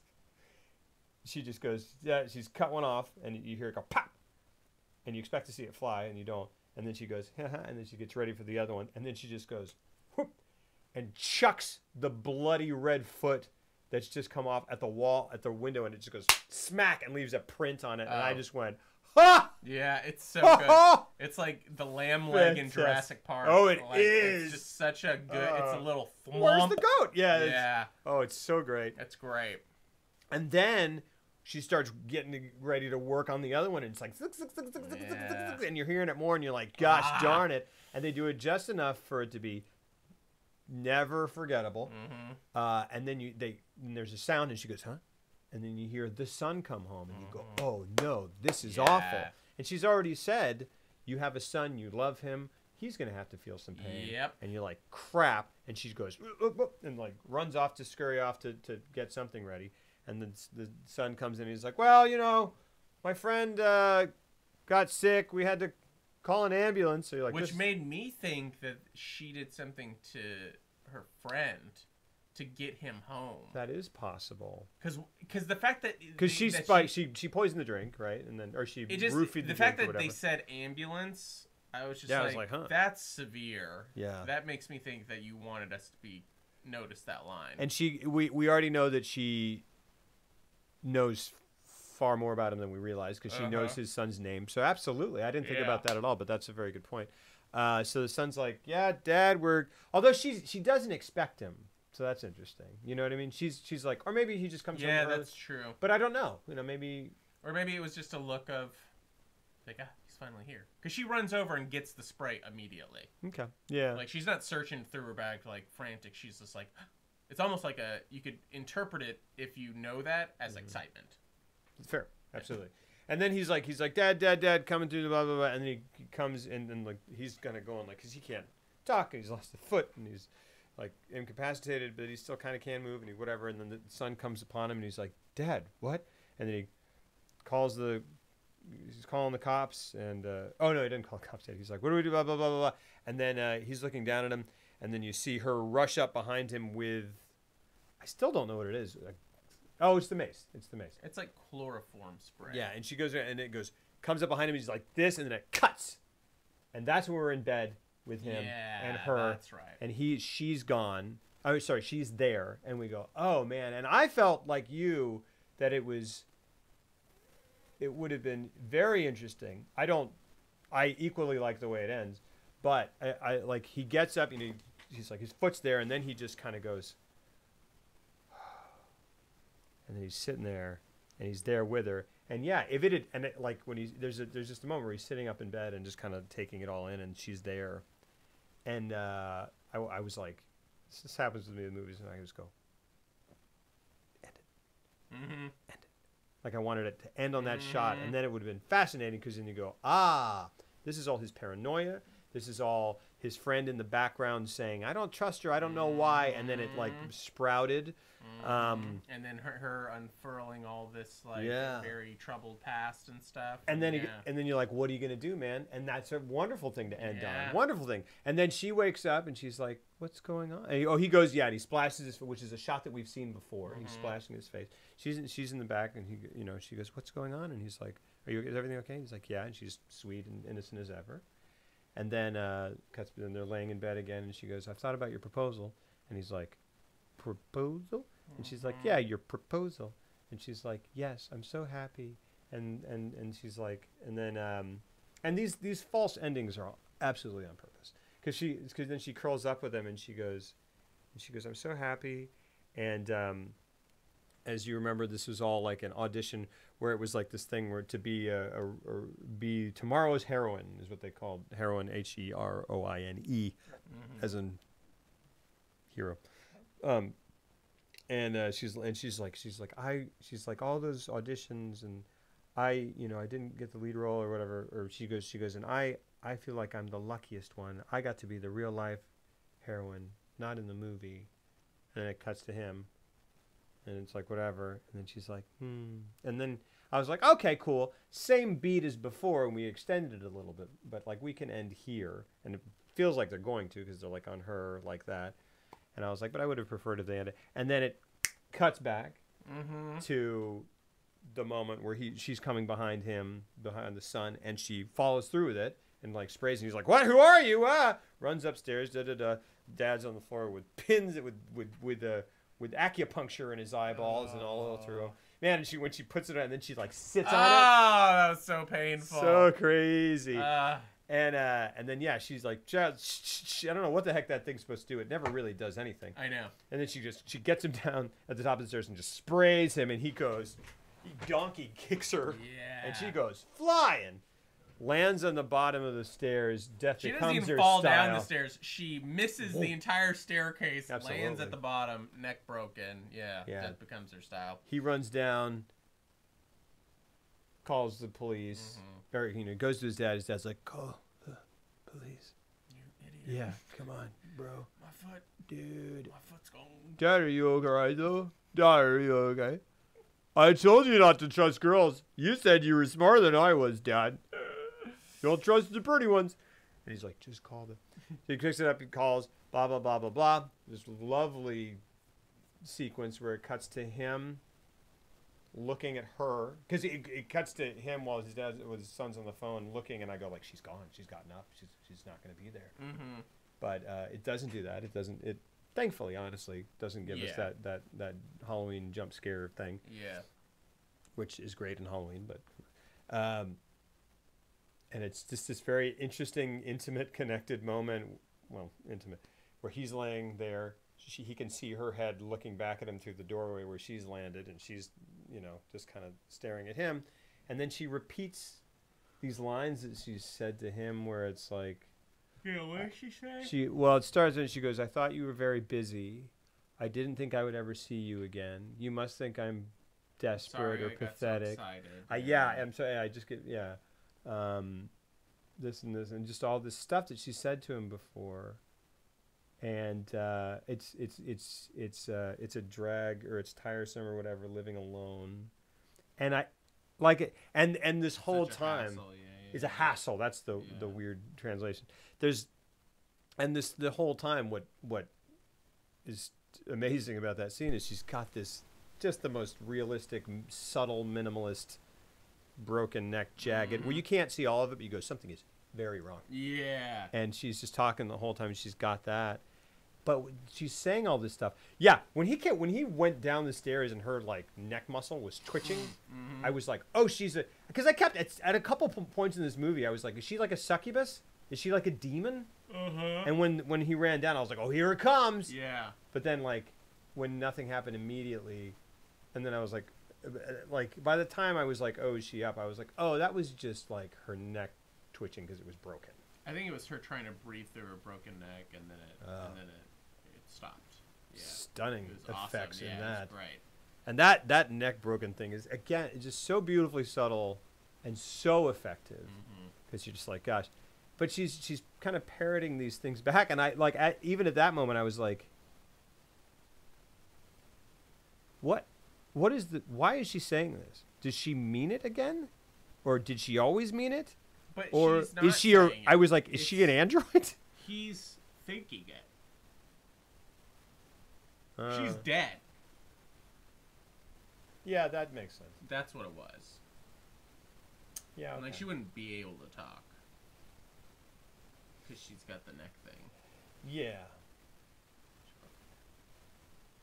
So I think it was him. I'll buy that. Yeah. For $1. And then what's the final shot of the movie? Oh, the final shot of the movie is it cuts to her. Oh yeah. As a child, kind of lacing up her ballet shoes. Because early on, when they're talking about this ill-fated audition process, which who knew? I mean, really, who knew? I mean, like it's not a good idea, but it really. There are levels 30 of options and yeah. He didn't choose well. There are levels of magnitude of bad idea, and this one was like a bad idea with some pretty bad consequences baked in. But then this one went to 11. But yeah, early on when he's like, hey, I'm gonna don't worry about it, man. I'm gonna get it on the radio, and it goes out on the radio, and it's like, it doesn't matter if you're an actress or not. Come to the audition, blah blah blah. And it cuts to this child listening to the radio, because I was like, is that supposed to be her? That's a child. And I was like, that's a kid. And I rewound it. I was like, that's a kid. And then I was like, weird. Maybe they're just saying kids hear this, little girls, and that's how it reads, I think. On second, I mean, just kind of going like, okay, well, that's obviously not this woman who's going to come into his life because that's a child. And I was like, well, and then it kind of makes this interesting point about like little girls hearing this, like, be this, this dream of a heroine for men, like blah blah blah. And I was like, that's an interesting point. Turns out it is her. She goes in his conception of the world and conception of her, which we find out is bleeds through the whole movie. She goes from child to adult. Yeah. Many, many times. He sees things from her past. There's this very strange, very, very, very, very strange sequence where he is it when he's been drugged? Yeah, where she comes out and she's like, "I need you now." She gets on her knees, starts flip, flip, flip, flip, flip. Well, that's undoing the belt. What are you doing with that penis? Yeah. It's a very surprising. It's very interesting for how. It's really only graphically violent in like a couple of spots. Mm-hmm. But it is then graphically violent, very effectively, realistically violent. But the sex in this movie is like edited for TV, which is interesting. And is that a cultural thing? I don't know. I don't think so. Yeah. Okay. And also, it's a cultural thing, but also we're weird about sex over here too. We sure are. We're very weird about it. We sure are, but I don't know that that's a. I don't know that that's a. Was that a Miike thing? I don't know. I don't know. Because I feel like they could have had nudity in it without having it be exploitative, or having it seem. But I liked that there wasn't any. Yeah, it's interesting. I felt like it. It's more. It's actually we are so used to just kind of having a movie do it to be like. It was great because then it was just like we're not even gonna dabble in the idea of like. It was just like no, we're gonna talk about it and we're gonna analyze it, but we're not gonna do that blur the line thing of like, well, we're doing it too, but like now the audience is a spectator and it's like, see, we're putting the flashlight on you. You're part of the problem. Yeah. Which can be cool. Yeah. Sometimes. Yeah.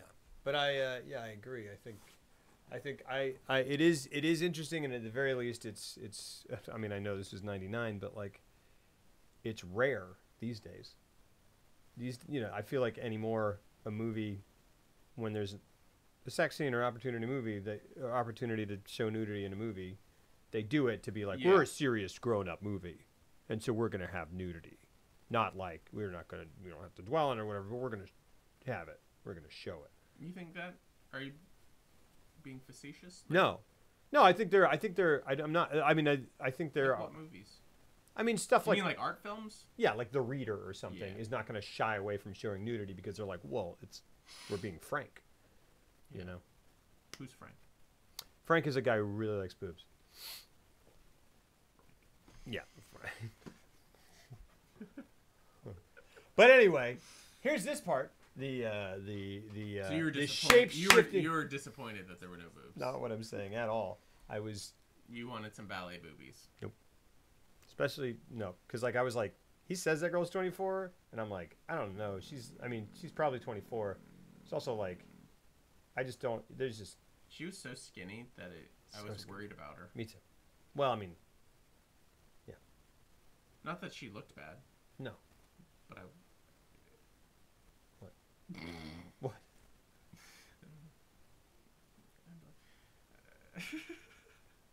You can't really say. It's like, it's not that she looked bad. But I was worried about her. Yeah. By the way she looked. Well, yeah, she's very fragile. Yeah, she was very fragile looking. And I mean, not by design. I mean, like they cast her because. Yeah. Anyway, onto the shape-shifting blowjob scene. Oh yeah! Pardon me for saying she gets on his knee. She's like, "I want you," and she's like, as Asami, and she gets on her knees and she takes it out and she sees his penis. She's like, she smiles and she's like, "I like that." And then she goes, in, and I go, "Well, we're not gonna see that because whatever." And he starts smiling. He goes, "Asami," and she looks up at him, and this blew my mind. Yep.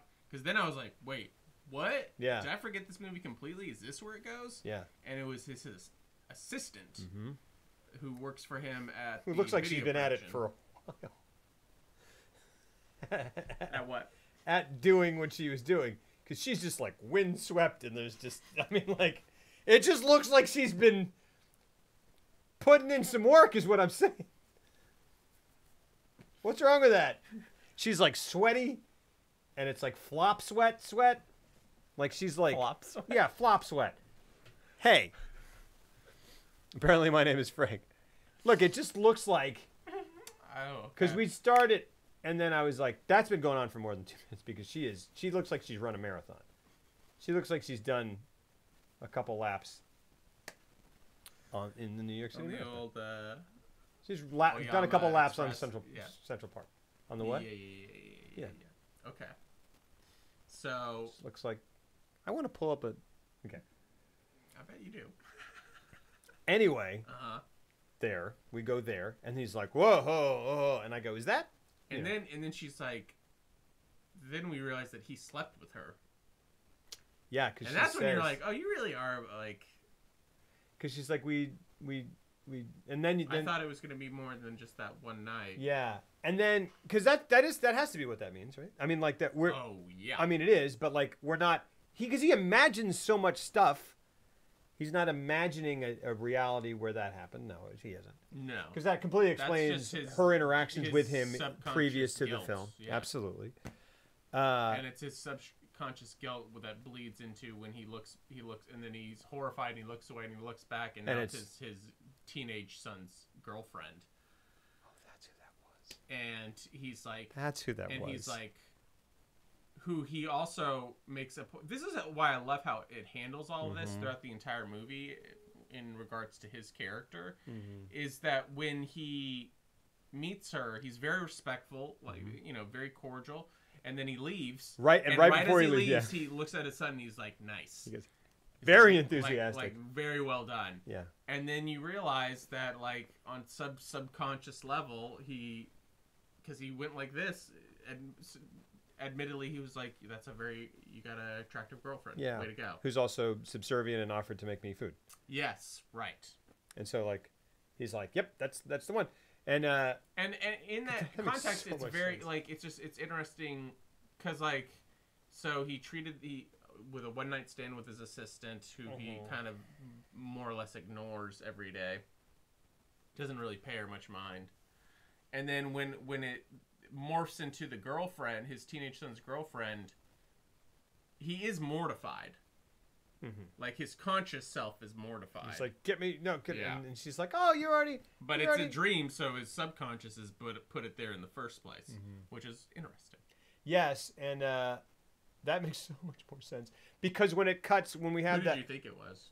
So when we have that scene where, like, he's talking to her in the restaurant, and then he hears darling, and turns, and it's his wife who's passed on, and his son as a boy. And then that girl, I was like, did he have a daughter that I forgot about? I forgot about that. Yeah, what is that? I mean, I guess that's just her. That has to be her. Because otherwise, he does have a daughter that I forgot about, which he doesn't. And then it cuts to her, and I go, is that daughter that I didn't know, and she's not around because this happened?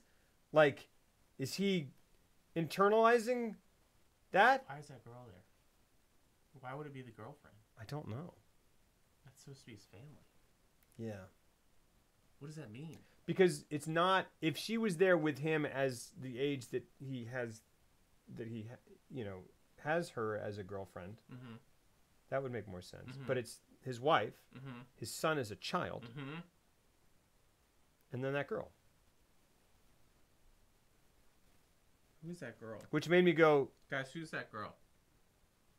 Which made me... Here, this is why I want that Wikipedia blow-by-blow. Have you just been waiting to say that? I feel like I've said it 2 or 3 times. Plot. Plop? Plop, plop. Shigeru Aoyama, a middle-aged widower, is urged by his 17-year-old son Shigehiko to begin dating again. Aoyama's friend Yasuhisa Yoshikawa, a film producer, devises a mock casting audition, going from the top for some reason, in which young women audition for the part of Aoyama's new wife. Aoyama agrees to the plan and is immediately enchanted by Asami Yamazaki, attracted to her apparent emotional depth. Yeah, are you going to scroll down to the...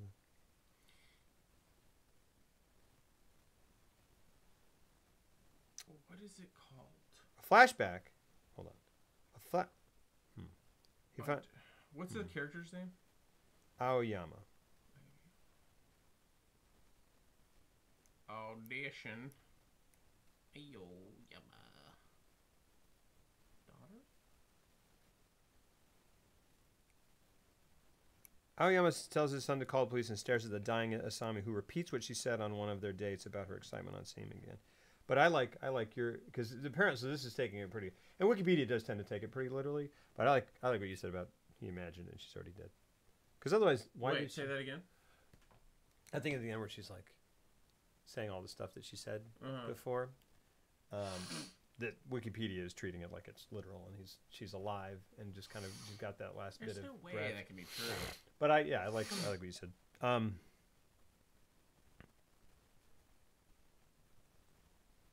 Gosh darn it, man.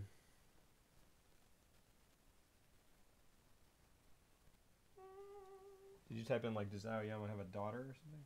Yeah. Yeah, and no one. I would love to know who that's supposed to be. I mean, it has to be her. Yeah, it would have to be. It's the only other of that age range. Okay. We'll go with that, but that's weird. It's weird to me. I don't know why she's there with them. Mm-hmm. Unless she represents the future of his family? I don't know. Why would he be worried about her judging him? Yeah. I don't know about that. Pretty strange.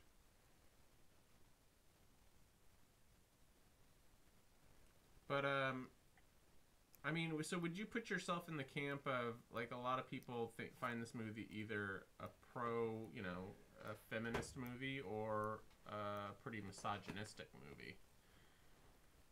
Well, I mean, I feel like, honestly, you can read it both ways. I mean, I think it's very clear, although it's subtle and it plays it realistically and it plays these characters as real characters, but the things they say to each other, like, are pointed and pointedly like commodifying these women. Yes. And it's clear that the screenwriter and director are aware of that and are pointing that out satirically. Yes. Satirically, and also as justification for what happens later on. Right. That's why I loved it so much, because it's not in your face about it. Yeah. It's very natural. Yeah. Like an everyday, realistic way of how people talk. Mm-hmm. But then, which made it all the more. I was just like, yeah. When you really break it, it's almost like you have to go back and like rewatch and be like, oh yeah, he really was a super, like, all of it plays out as like, yeah, you're not a good person. Particularly when that affair, you think about that affair, and then you think about all the times that she's like, I'm getting married, and he's like, okay. And she's like completely disregarding her. Yeah, and later she's like, I'm leaving, and he's like, okay. Yeah. And then she goes, and she's still standing there. He's like, did you want to say something else to me? And she's like, no, not really. And he goes, okay. Back to Windows 95. Yeah. Very harsh. Yeah. But yeah, like, but then also it's like, so it's clearly aware of that. But then also in its presentation, you could argue that it's just realistic, and it's kind of being like, yeah, man, like, it doesn't always look like women shouldn't vote, like. Yeah. Sometimes it's just like, yeah, real people also have this entrenched sexism, who are people who, like, at least on the surface, seem to be okay people. And that's what And then viewed from that perspective, if it's like, I mean, yeah, like, there's that, but then also there's like this is like the taxi driver thing where a bro's like, this guy's like not bad. Like, we have all these, like, he's a good guy and he thinks these things. And like, I get it. Yeah. Like, I get it. They're exaggerating it a little bit, but like, we all think these things. And that's what they're saying. It's what's currently happening with the Joker. Yeah. This woman goes crazy. Yeah. And like, yeah, there is because the flip of it is it's like, look out for women, they're nuts, right? And like, they are manipulative and they are incredibly needy, but then they turn that into resentment and diabolical behind your back stuff, whatever. I mean, she kills that poor stuffed animal of a dog. She kills that poor stuffed animal dog. It's really horrific. She like bent that dog's head backwards. She went to the trouble to buy a stuffed animal that looked just like their dog, kind of, and then like it was kill fine. It was fine. It was very well done. I think I wrote down that poor stuffed animal. Look, I'm pulling it up right now. All right. Dead dog. Yeah, our searches. Heavy. For research. Yeah. Oh, well, it's not showing me what I want. It's just showing me a lot of good boys, though. Oh. Look at this good boy. Oh. Was this dogs that passed away? Is that what this is? Oh, yeah. Don't, you gotta get out of there, man. Oh, yeah. These are all dead dogs. Get out of there! Oh my gosh. Oh, no. Almost all of these are, because I put in audition dead dog, almost all of them are from dog shows? Of talented pets that have been on like American Got Talent. Goodness. Yeah, I don't know, like, but with the movie, it's worth discussing in the sense of what's happening right now. Like, I went and saw The Joker, and I was just like, yeah, I don't know. I don't know. I mean, I love Taxi Driver. I feel like your job if you're gonna do a movie like that is just to make sure you have an appropriate critique, whether it's for or against or whatever. Just have like I watched Joker and I was like, I guess I get your surface level message. I don't really know what the point of your movie was. And I had some friends who thought the same thing. It's like, I just didn't know who I didn't see with, like, and I was like, what do you think? And they're like, yeah, I just didn't really know what the message was supposed to be necessarily. It's a comic book movie, right? Right. But then it's like dealing with stuff that, like, well, then you gotta say something of substance if you're gonna deal with that. And that's because I was texting back and forth with my buddy, and it's like Wolverine. I kind of came to the conclusion. I was like, as a comic book movie, I guess I respect it because it tried to do something different, and very, very serious. And so, as a comic book movie, I guess I liked it and respect it. And then but then as just a drama, which it desperately wants to be, I was like, I've seen this movie before. Oh, sure, like a lot. And I've seen it done way, way better. That's what we're getting these like, and like, and it has a fantastic central performance, like a truly fantastic central performance by him, which is exactly what one would expect. And I'd be shocked if it was anything else. Yeah. Dog. Yeah, there it is. Wait, that's way better than what That's what it was. No, that is they had a weird angle on it. They showed it two angles. That was one for sure, because that's how you knew he twisted the head around. Oh, I didn't. She twisted the head around. Stop twisting my head around. Here we go.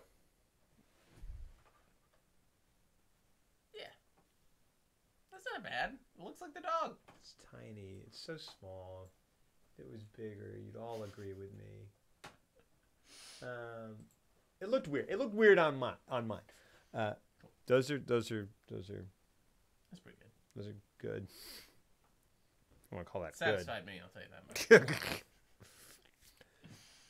We're just gonna. Yeah. There's this thing. Oh my goodness, commercial hippie! Thank you for those 12 months. Thank you for that whole freaking year. Lots and lots of love. Thank you so much, my friend. There's this thing with comic book movies. You don't know me, Balak. Not on my phone, but I was taking it down. I think probably, definitely at that moment. I was definitely on the toilet. Are you for real? Yes. I was watching on a laptop. Thank you, dude. I was watching on a laptop. Of course I was on the toilet. Thank you so much. Commercial hippie for those 12 freaking months. Lots and lots of love. Thank you. Rare Lobos, happy birthday. Happy Rare birthday. Lobro. Happy birthday. Thank you, man. Lots and lots of love. Hope you've been well. Yeah, back to comic book movies, which we were talking about. There's this thing with comic book movies where, like, you know, that last Logan movie, that Logan was very, very great. Very good. That was a very good movie. Very, very good. And then that movie made me cry. Yeah. Oh, absolutely. Yeah. Absolutely. Yeah. I'm a dad of a daughter. Yeah, that movie made me cry. Big time. That's the best comic book movie I've ever seen. But then there even that, like, I feel like these comic book movies are going like, oh, these stories in these comic books relate or are similar to stories that have happened outside of comic books. You go, yeah, it makes sense. And they go, what if we took this comic book movie and made it just like any number of these other stories that are not comic book movies? And I go, okay. And then they do it.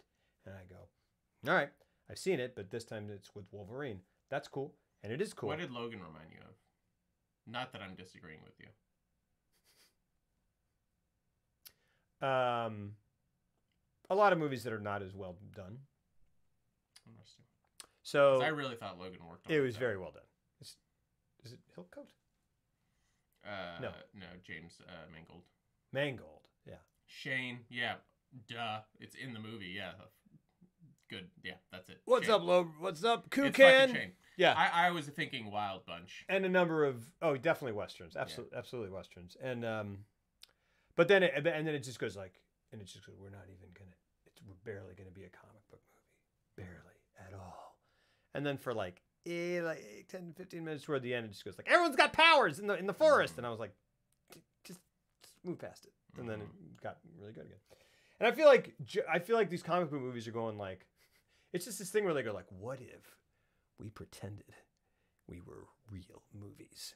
And I go, cool, that's just be a real movie. Like, just do, like, and Joker's like, oh, it's like all those other movies, but it's the Joker this time.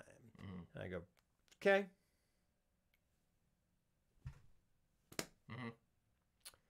It was a little... But that doesn't mean anything, because, like, Logan is that, but Logan is well done. And he has this long history behind him. Anyway. But Logan was very well done. Logan did the one thing that I felt like Joker shouldn't have. Like, look, Joker is impeccably made. Like, it's impeccably made. It's one of the most artfully made films I've seen this year for sure. It is beautifully shot. Like, artfully shot. And it goes a long way to sell it. It does mimic Taxi Driver and King of Comedy, like a badge of honor is how they did it. Sure. But to me, I'm just like, all you're doing is reminding me of a movie that I've already seen that is much better at critiquing this subject matter and how society affects him. Sure. It's got De Niro in it. Joker does a lot of, like, it's a great central performance and a great examination of his character, and then a lot of telling you is like, society's really fucking him over. And it's just telling you that. Yeah. You're like, see how society. And it's like, but you're not showing me, you're just telling me. Yeah. You're having characters tell me, you're having newspaper clippings tell me. Yeah.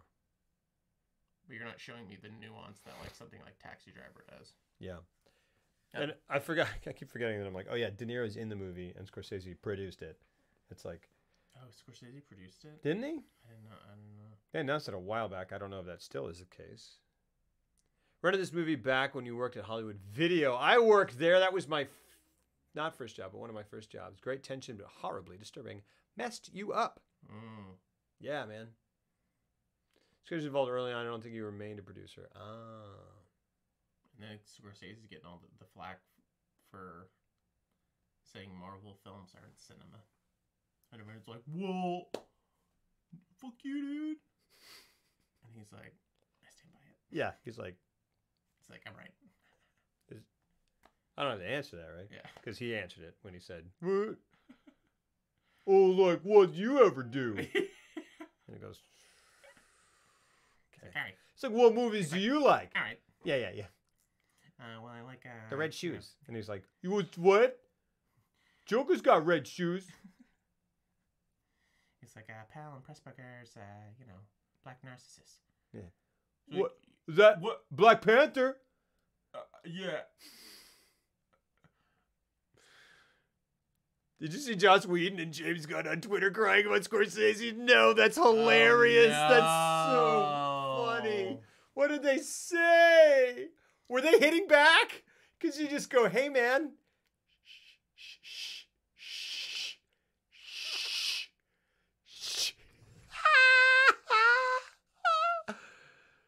Oh, gosh. Martin Scorsese is one of my five favorite living filmmakers. I was outraged when people picketed The Last Temptations of Christ without having seen the film. I'm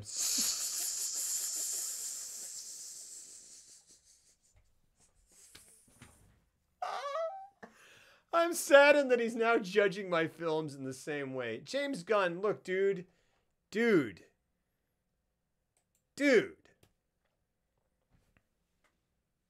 Man, the Guardians of the Galaxy movies are fun. They're fun. They're well made. They're fun. They're exactly what they should be. James Gunn is a good filmmaker. You know what they are? They're exactly what they should be, which is every other Marvel movie. Yeah. They're like every other Marvel movie. Yeah. But I'm like... To a T. I'm like... Have you seen Black Panther? Then you've seen Guardians of the Galaxy. Guardians is a little quirkier. It's quirkier, but do they both end with a shield coming down over a city in a massive... Probably. I don't remember. Massive fight that happens? Yes, they do. Yeah. Yeah, how many CG fights does it take to... Yeah. Joss Whedon. I just... Look, man, I just like... Because, like... You don't... Well, it's just a big picture of Scorsese. How is this even a controversy? How is this even a controversy? Because he's cooked. They're candy. They're really great candy. They're candy that is great. You go, I really like Sour Patch Kids. A little tangy, a little sweet. Chump, chump, chump, chump. Boop. Yeah, Not a lot of nutrition. All different kinds of flavors. In Like, and out. which one do you like? Okay, here's this one. Boom. It's like, you like a little Yeah, it's like, there you go. Taste that one. Do you like tropical Skittles or whatever Skittles? And you go, yeah, man, everybody likes Skittles. And then it's like, and then you go like, here's a 4-course meal. Here's a healthy, takes a while to digest, Scorsese meal. You're like, yeah, but if you eat a lot of Skittles, yeah, I mean, it'll take a Yeah, while, man. and then you'll have a rainbow yeah, dump. yeah. Skittles aren't the same. There's tropical Skittles. Yeah. There's tutti frutti They Skittles. come in like red bags and light blue bags. And So isn't the cinema of human beings trying to convey emotional, psychological experiences to other human beings? I first think of James Gunn, how his heart and guts are packed in the Garden of the Galaxy. I revere Marty, and I do see his point, but, well, there's a reason why I'm always angry. is that Like a Hulk? Is that like a Hulk line? Because he's the Hulk? Oh boy. Hey, guess what? I guarantee you every director of every Marvel movie has poured his heart and guts into those movies. I'm not saying that they're bad movies. Yeah. But I mean, I don't know, man. he's not wrong. He's just not. Oh, he's 100% not wrong. And we all fucking know it. Yeah. And it's Scorsese saying it. And it's a controversy? That's where we're at. Come as a on. society. Come on. Yeah. Scorsese would say the same thing about Ready Player One. Yeah. Which I haven't seen. Yeah. It's fluffy. Did Scorsese ever have a city shield? I don't. A shitty what? Martin Scorsese says Marvel movies are not cinema. I can't call them films. They're movies. They're superhero. There's yeah. I mean, I don't know. They're symbolic. They're cartoons. They're live action cartoons. It's great. It's great. Yeah. They do really well. What am I doing? I'm not doing anything. They're video game cutscenes. No, like, dude, like, and I will say that I haven't seen Civil War, the other one. I haven't seen any of them in a little while. I haven't seen because there are like 2 other Avenger movies. There's like Civil War. I saw all the Avenger movies. I saw Black Panther. Which one? Civil War is the one where like a bunch of them die or something? Yeah, I didn't see Civil War. I saw the one oh Captain America's Civil War. That's the one? Yeah, it's Captain America's Civil War. That's not the But one. it's like everybody. Yeah. It's like a mini Avengers. I think that's the last like all together one that I saw. And that one I was like, hey man, there's some like heavy stuff. Like you killed my parents, Bucky. Bucky Barnes.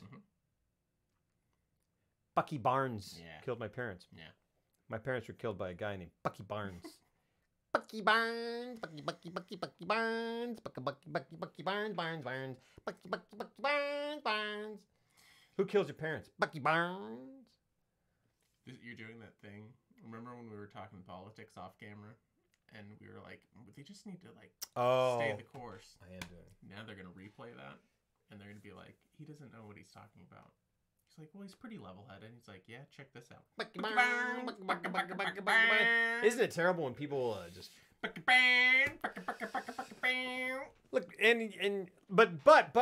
I no, that was like there's emotional. They're great. There are great actors in those films. Yeah, there's a lot of good stuff in those movies. I can't make that movie. Yeah, I just but their purpose. Like, you have to have, like, an action scene every 20 minutes. I mean, 10 to 15 minutes. Like, there's only so much you can pack into. And, like, they all have the exact same structure. Is it? Whether or not, like, well, Ant-Man has a different... Like, you know, they all have the same... Yeah. It's boom, boom, boom, big finale. Yeah. Well, and also... I don't know.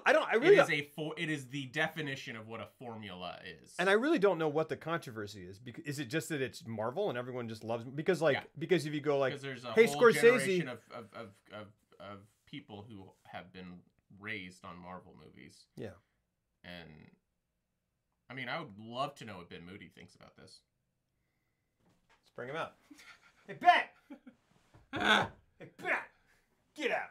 He comes in, he's like, yeah, he's missing 3 fingers. And I like that he called them theme. Is that what he said? I like that he called them theme parks. Those are big and fun. But sure. Yes. That's fun. That's a great way of putting it. I think it's like, I don't know what the problem is. I think people are just going like, Marvel movies are great. But it's like, dude, sit Scorsese down and ask him what other movies aren't films. He'll be like, Fast and Furious. I love that they would probably be like, yeah, well, have you seen The Joker? And he's like, buddy, have I? I made it 35 years ago. Oh, yeah. And I can't wait for that to happen. And I did a better job. I can't wait for someone to be like, if he ever, like, I'd love him to try something like The Joker.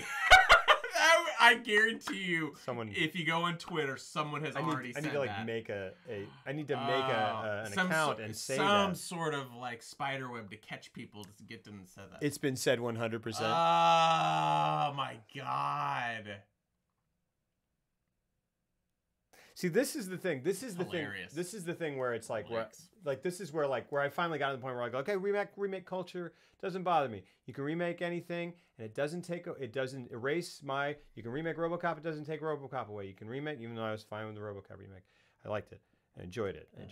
I was like, you can remake whatever. You can remake if they remade Jaws. If they remade Jaws, everyone would flip the fuck out. But it wouldn't matter because it doesn't take Jaws away. It doesn't take Jaws away. This is the problem. It's when someone goes like, someone one day is going to come to me and be like, I'm like, oh, I really like RoboCop. And they'll be like, which one? And I'm going to go like, hold on a second. You know? And like, well, I grew up with, you know, in my collection, it was the 2014 one. Yeah, I don't know. It's like, I love black armored RoboCop. Yeah, which is fine. Great. But that's the remake. It's not RoboCop. Like, I enjoyed that film. Like, well, I own that film. Like, I have a little figure of that little of Joel Kinnaman. It's just like but it's just that. It's the idea that people will grow up just knowing that one, and that history is being erased. Yeah. It's like you gotta know this stuff, or. And I'm contradicting myself because, like, your opinion of a film is sacrosanct. It's bulletproof. It doesn't matter. I can sit down on a movie and feel the way I feel about it. Scorsese can sit down on a movie, feel the way I feel about it. His opinion is not more valid than mine. Mm-hmm. But I don't know if you're gonna get into like a thing with Scorsese about the quality of film and you don't know who Scorsese is, and it's like his opinion kind of does matter more, just because not even based off the movies he's made, but because he is a walking, talking film encyclopedia. He's Now, on the spectrum, I'm not for sure. No. And Yeah. he Sure. he is. Yeah. And That's what Spielberg was. and he's absorbed an enormous amount of films in his No, life. and I'm not saying Scorsese knows I can't even infinitely more about film in every sense of the than I do. But his opinion, whether he likes or doesn't like a movie and why, is not more valid than mine. Right. You should listen to him before you listen to me, though, in terms of something that takes. It's not an skill uninformed opinion. Yeah. I don't want to imagine a world where it's been forgotten. This No, is- the worst this part is is going to be crazy. when they don't ask which one, and it's because they don't know about the original. Yeah. That's crazy. Jeff, did you see the recent discussion between Scorsese and Tarantino? It's on the DG. Yes, I did. I read it. It was really, really good. Do you respect James Gunn for defending his movie? Sure, that's fine. Well, wait a second. I mean, I guess what he said wasn't. He just was like, I'm sad. Well, he was like, I'm sad that he's saying it's trash without seeing it. That's fine. I mean, it's not like he's not. I would love for Scorsese to just create a Twitter account I saw and be it. like, I did see it. Yeah. I see everything. I see everything. Yeah. I wish I didn't. I see everything. You have to define cinema for me because to me it just sounds like Scorsese's being an elitist snob and saying that this stuff is inherently superior to Marvel stuff purely because they're comic book movies. I mean, Scorsese defined it in the full quote. Yeah, like what? And I just think that's what. And I mean, sure, I mean, you can call me elitist, but I think that there's a difference between a film and a movie, connotation wise, and it's like it's this, you know, the movies that stick with me are the ones that are, primarily concerned with,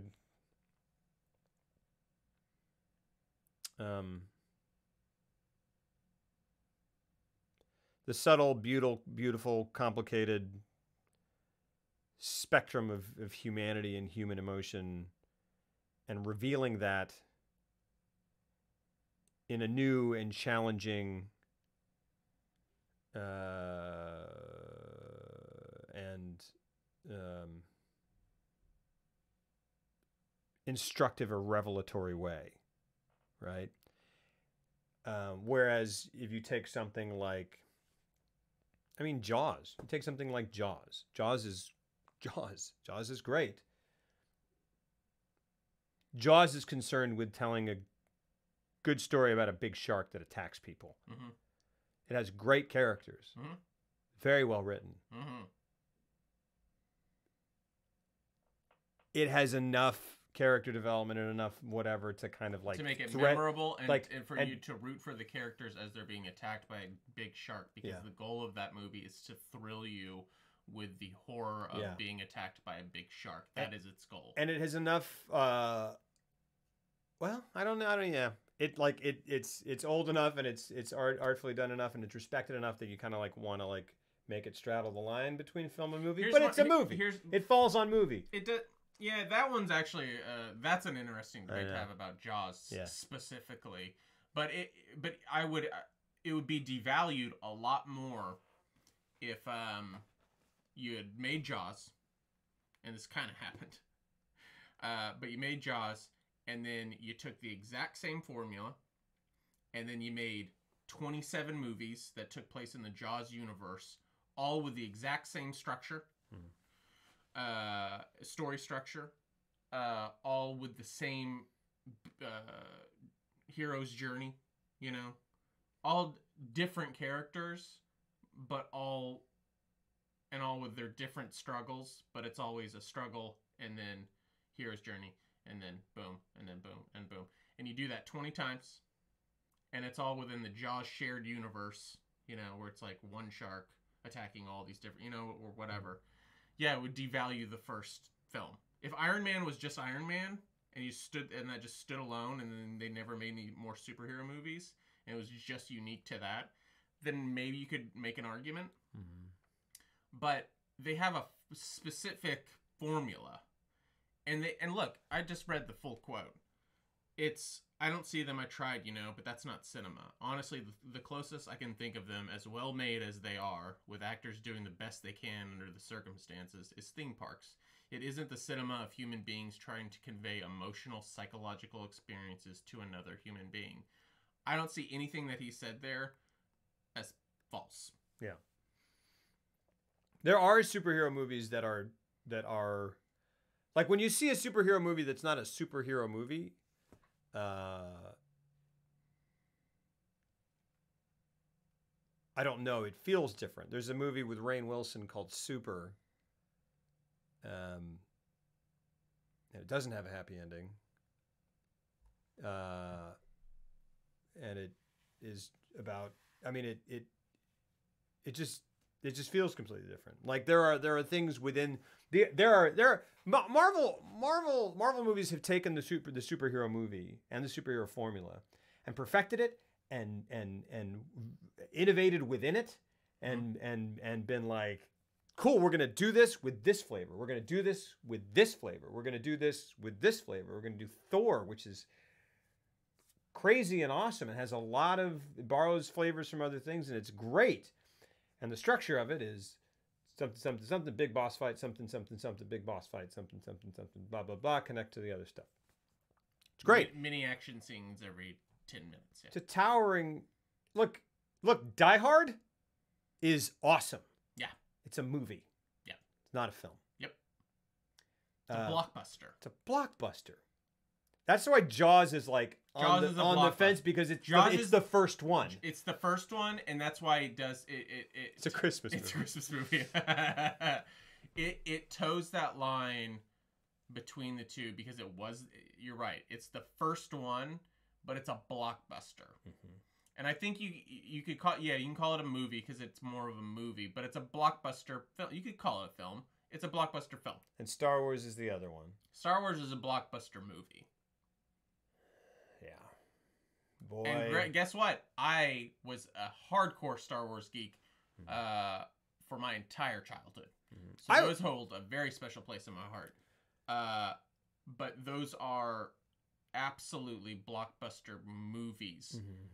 I won't get into the weeds of like the new ones, but like there's just something where Scorsese is absolutely right when he talks about the emotional, psychological experience that is being conveyed between two human beings, and how that can be is to me more enthralling than seeing $200 million worth of special effects thrown up on the screen that I don't give a shit about. 100%. I mean, there are times when but I'll enjoy that. I'll go and be like, too. I'm not saying turn the brain off. Yeah. That's it. But it is, when he calls it a theme park, that is not wrong. Now, you can be upset if you're making that movie and you want your movies to be considered as artistic as Taxi Driver. You would be wrong to think that. But I guess I could understand why you would be upset that someone would say that your movie... James Gunn doesn't think his movie is Taxi Driver. He doesn't. There's no way.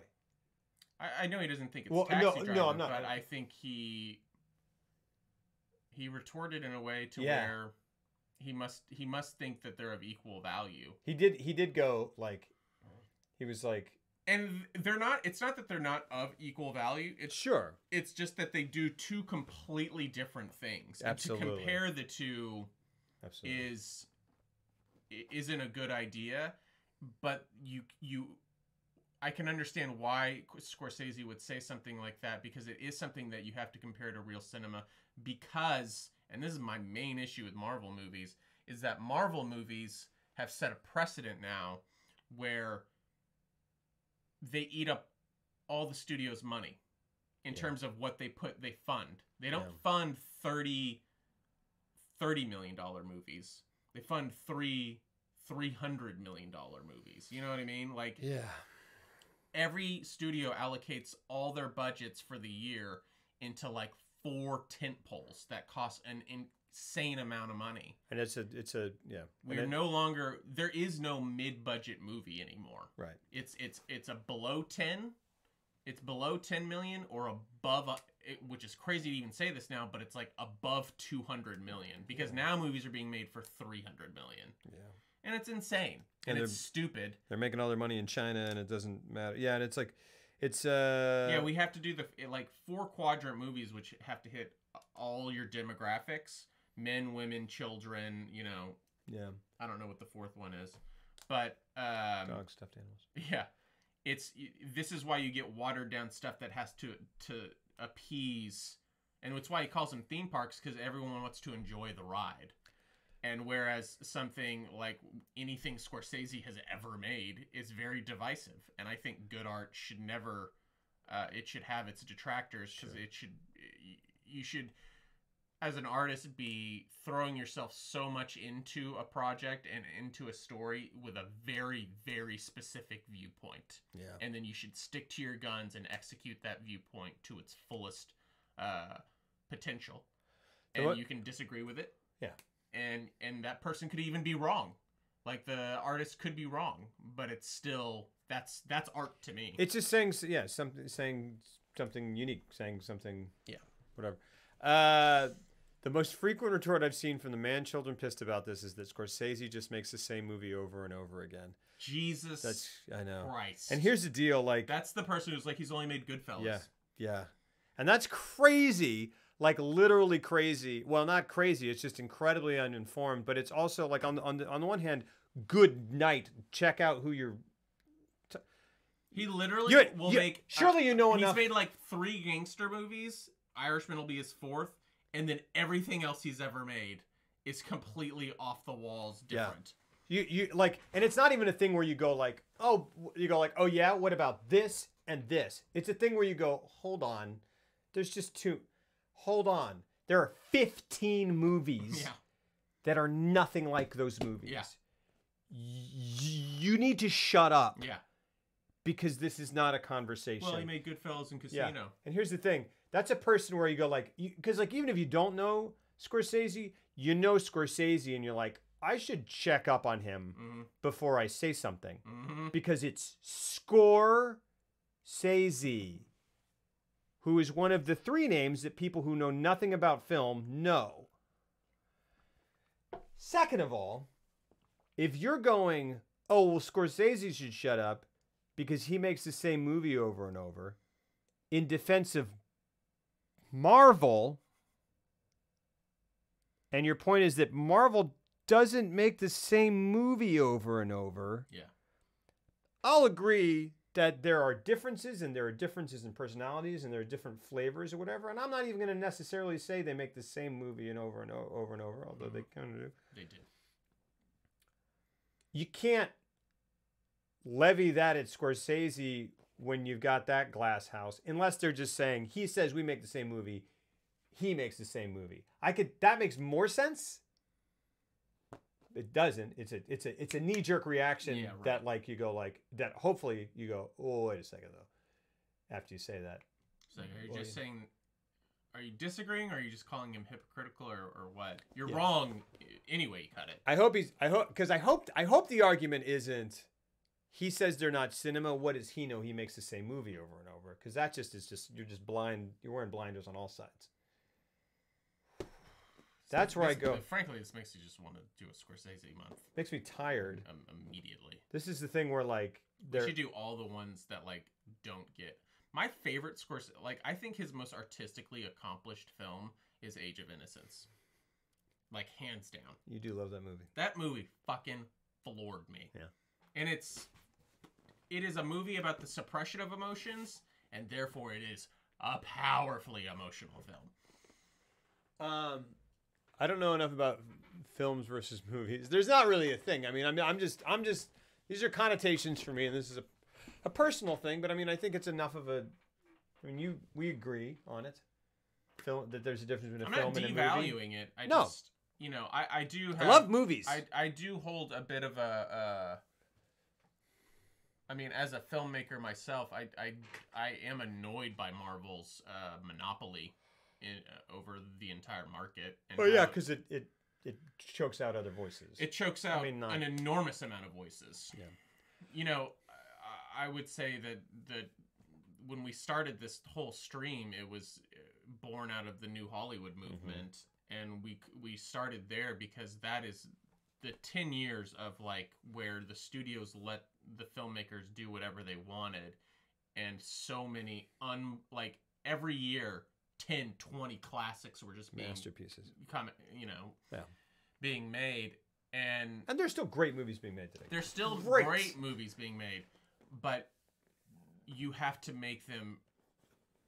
It's just you got to make them on a budget, and then good luck getting them in the theater, unless X, Y, and Z fall into place. Like, and all three of those are luck, and luck. What really gets me is that like, because we say that, and then I go, what there are? There's like, there are movies every there's like year. One or two, I mean, there's stuff like anytime Kenneth Lonergan makes a movie like Manchester by the Sea or whatever, it's like there are these movies, or like Jesse James or whatever. There are these movies every year that come out and go like, that is great. That is what I'm looking for. That's whatever. But the difference is, I have to remind myself, can you imagine being part of a movie-going public in the 70s when those, like, that was the marquee movie, like Dog Day Afternoon, that was the Avengers. Last Detail, that was the event movie. Yeah. Because it's like, you got like, because you had gangster pictures, you had musicals, but there was just a time where they were like, no, we're looking for something new. Bonnie and Clyde, which is pretty pulpy. Yeah. But gave rise to all these like Serpico, like these movies that are complex and don't end happily, and not that makes it better. Nobody likes a genre movie more than I do. I love, and a lot of what Serpico is a genre movie. Yeah, that's a cop picture. It's a cop picture though that is imbued with an incredible amount of humanity. Yeah, and that's like the thing that's I feel is, and I think what Scorsese is saying is just that these movies don't have the depth. And they just don't. I'm not saying they're bad movies. They're very well made. They don't have the depth because they can't, because they have to fill so much of the rest of the time. Because the formula with other stuff is required to hit boom, boom, boom. You literally have a time marker of like you have to have an action scene every X amount of minutes, and then in between you fit as much quips and stuff, and then maybe enough of a relationship. Is there documentation on this? I'd love to actually see it. I wonder if there is. Yeah. Oh yeah, there is. Yeah. You've seen it? I'll find it right now. And it like that doesn't make it bad at all. But I don't know. But it's literally a cookie cutter way of making art. And you can take that and make a very enjoyable film. You can take it a million different ways. You can take a framework and turn it on its head and make it a complete parody and send up, or you can make it satirical. You can change the ending to the other emotional punch. You can do a billion things with it. But something like Audition is not formulaic. Mm-hmm. It plays with things. But my goodness, I don't know. Like this is, and you could argue memorable in a way that, like, Pixar has a formula. Oh, absolutely. But their formula is hyper flexible. Where it's still a formula, but if you read like Disney definitely has a formula. And they have but like with Pixar in particular, you look at like what their formula was, and I read through all of it, and I'm like, oh, it's like have a main character that you genuinely care about, then make sure within the first X amount of minutes put them through a hard. It's just, but it's all it's a screenplay. It's just like good writing. Yeah. Really. Have I seen The Friends of Eddie Coyle? No. Sounds like I was like, that sounds like it would star Peter Boyle. I was just gonna say that. But it's because it's Eddie Coyle. Yeah. But I'm like, hard-boiled detective. I need to see more Peter Boyle stuff. Me too. Oh my gosh. And Wolf Rat, dude, like and Ebert said video games can't be art, but they're getting to the point now where they are, and like indie games really are where because that's a good way to. And also, I cannot fault Roger Ebert for saying that. It does start Peter Boyle. When he lived in an era where Pong was, like Mario was, because like Mario's he never got to see PS4 and where that, or maybe even PS3, like, You know. No. Well, and it wasn't dumb shit when he said it in Block. I mean, like, I think at this point now, we're definitely at a point. I've played games that I go, that is art that cannot exist in the same way in another medium. Absolutely not. Fucking Journey is unbelievable. Yeah. Journey is something. When I played Last of Us, I was like, oh, they finally have done it. Like, they have figured out how to tell an artist. I was like, that was a piece of art, like, hands down. Yeah. What I really think of is art now is art is using the medium to make a comment or say something personal and unique and original. Mm-hmm.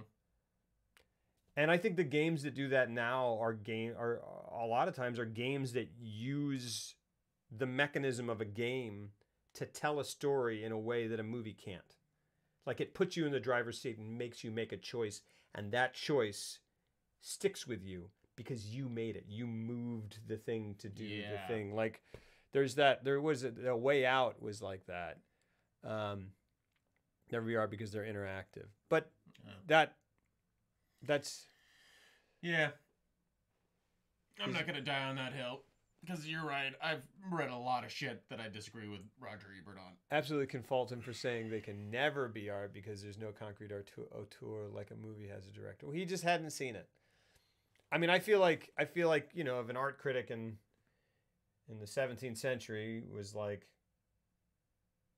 when movies came out, I think people didn't think movies could be art. You know, they're like, novels are where it's at, man. Books are where it's at. That's why it's so frustrating. And because comic books. It is. Movies are are still in its infancy, in terms of it is by far the newest art form. I guess you could argue video games at this point, but like before that, worldwide, it was. I mean, in terms of impact, movies are a very, very brand new art form, and it feels like we're already just regurgitating what's already there. Yeah, and it's like we've only been doing this for like less than 100 years. Yeah, Wolfrat, I know. Oh, and sure. Well, I mean, like, at fault, like, I don't. It's hard to, like, for what he was saying at the time he was saying it. I think that has merit or held more water. But yeah. But I mean, there's also a thing where it's like, hey, man, you're kind of like, by the same token, yeah, it's like kind of like those people going like, Scorsese makes the same thing over and over, where you're like, you don't know Scorsese. Yeah. So Ebert was an elderly dude at some point, and like when he said that, and hadn't either either he knew a lot about video games and they hadn't gotten to the point where they have now, or he didn't know a lot about video games and was going on past.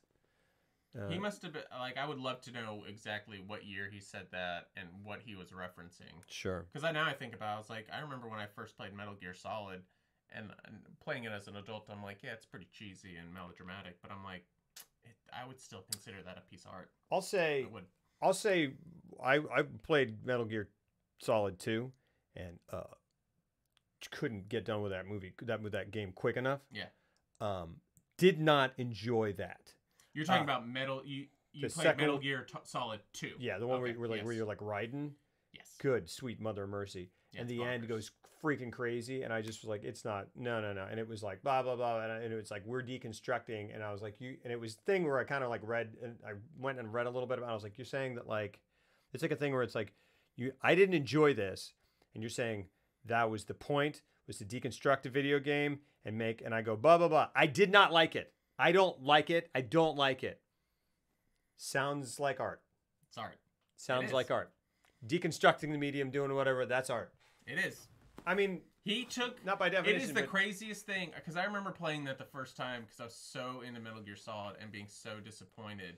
And I replayed it earlier this year, and I was still like, that is the most... I don't think it was successful, but what a ballsy, artistic move to... He had the biggest game ever. Yeah.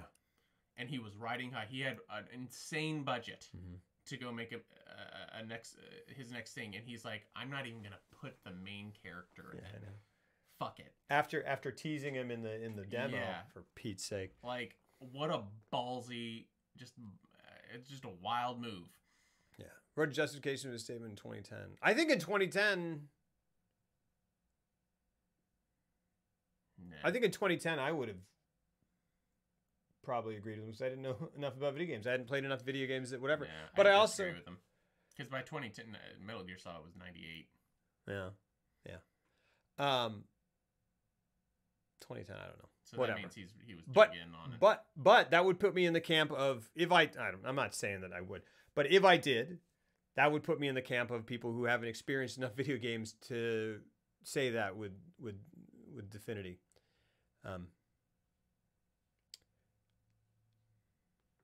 Sure, fair point. Sure. Anything can be art. Yeah, absolutely. You don't think Mario is art?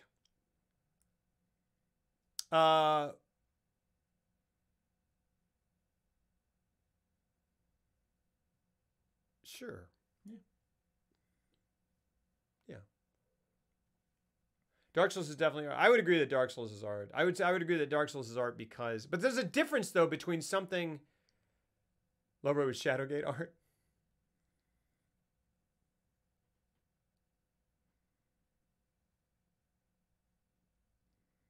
No, I think I'm having discussed this. I think I'm firmly in the camp that video games are. I mean, Shadowgate's art. Look, like from the word go. Yeah, I think they are art. Shadowgate's art. Video games are art. Marvel movies are art. They're art. But then because like they're under this blanket of self-expression, absolutely. Mm. But then if you break it down, like what kind of art? Film, and then like within film. Or whatever, movies or whatever, moving pictures, and there's film and movies or whatever. Then I'm like, well, okay, it's a movie. It's about what it's concerned with, and it's also about as corporate a movie as you could ever make. It's a movie. It's art by committee. Yeah, I mean it's great though, which is still art. Sure, pop music. I would totally agree with that, Wolfrat. Yeah. Yes. Yeah, totally. That's complete. I agree with that's that. That's a great way of saying it. I agree. And Mario. Because that's it. Well, that's what I was going to say. Is like, look, and I'm not. This analogy. Here's my frustration with that, though. It is art. Pop music is art. Mm-hmm. I just hate how it dominates in the field in terms of on a monetary level, and therefore prevents just other forms of art to be on an equal playing field and get the equal amount of exposure. It encourages more of a they take up 85 to 90% of the market every single year. Yeah. And that's very frustrating. And Murmur, I was going to say something like that. So, and I'm not saying because Mario is, yeah, and I'm not. This is not in this analogy. I'm not calling anything this latter thing. But you can have art in something, and that doesn't necessarily make that thing art. You can have a Picasso hanging on the set of a porno, and that porno is not necessarily art, but it can be. Porn can be art, absolutely. I watched Pollock recently. Mm-hmm. That's not where I thought that sentence was going to go. Go ahead. What did you think I was going to say, Pollock? Well, I was talking about porn, and you're like, you watched a porn and then you made a Pollock. Stop doing that. What's wrong with what I said? God damn it. Why can't we just have nice things? What do you mean? I'm trying to have a nice conversation here. Go ahead. You're talking about Jackson Pollock. And you're over here like, I bet you did make a Jackson Pollock with your dick and your sperm. Because you're jacking off. That's what was in his brain. And this is the guy that is frankly on my side in terms of what art is. Yep. Please go ahead. You watched Pollock. And it was very interesting because I really, really, really hate modern art. Sure. Like I get very frustrated going to a museum and seeing what constitutes a modern art. And then I go into the other sections where the real art is, in my opinion. And I'm like, oh yeah, there's talent and there's skill and there's years of teaching and learning and stuff, and then executed into a product. And then you go to the modern art section, and it's an empty room, and you're like, maybe there isn't an installation in here yet. And then the curator comes in and goes, you can't be in here. You're standing on the art. And I look down and there's a bunch of pennies. Just the room is, but not a lot of pennies. Just like 200 pennies in like a 30 by 30 foot room. Talking about the blind. And I'm like, what? And she's like, you're standing. And then the curator, very apologetically and with some embarrassment on her face, she's like, yeah, you're standing on the art.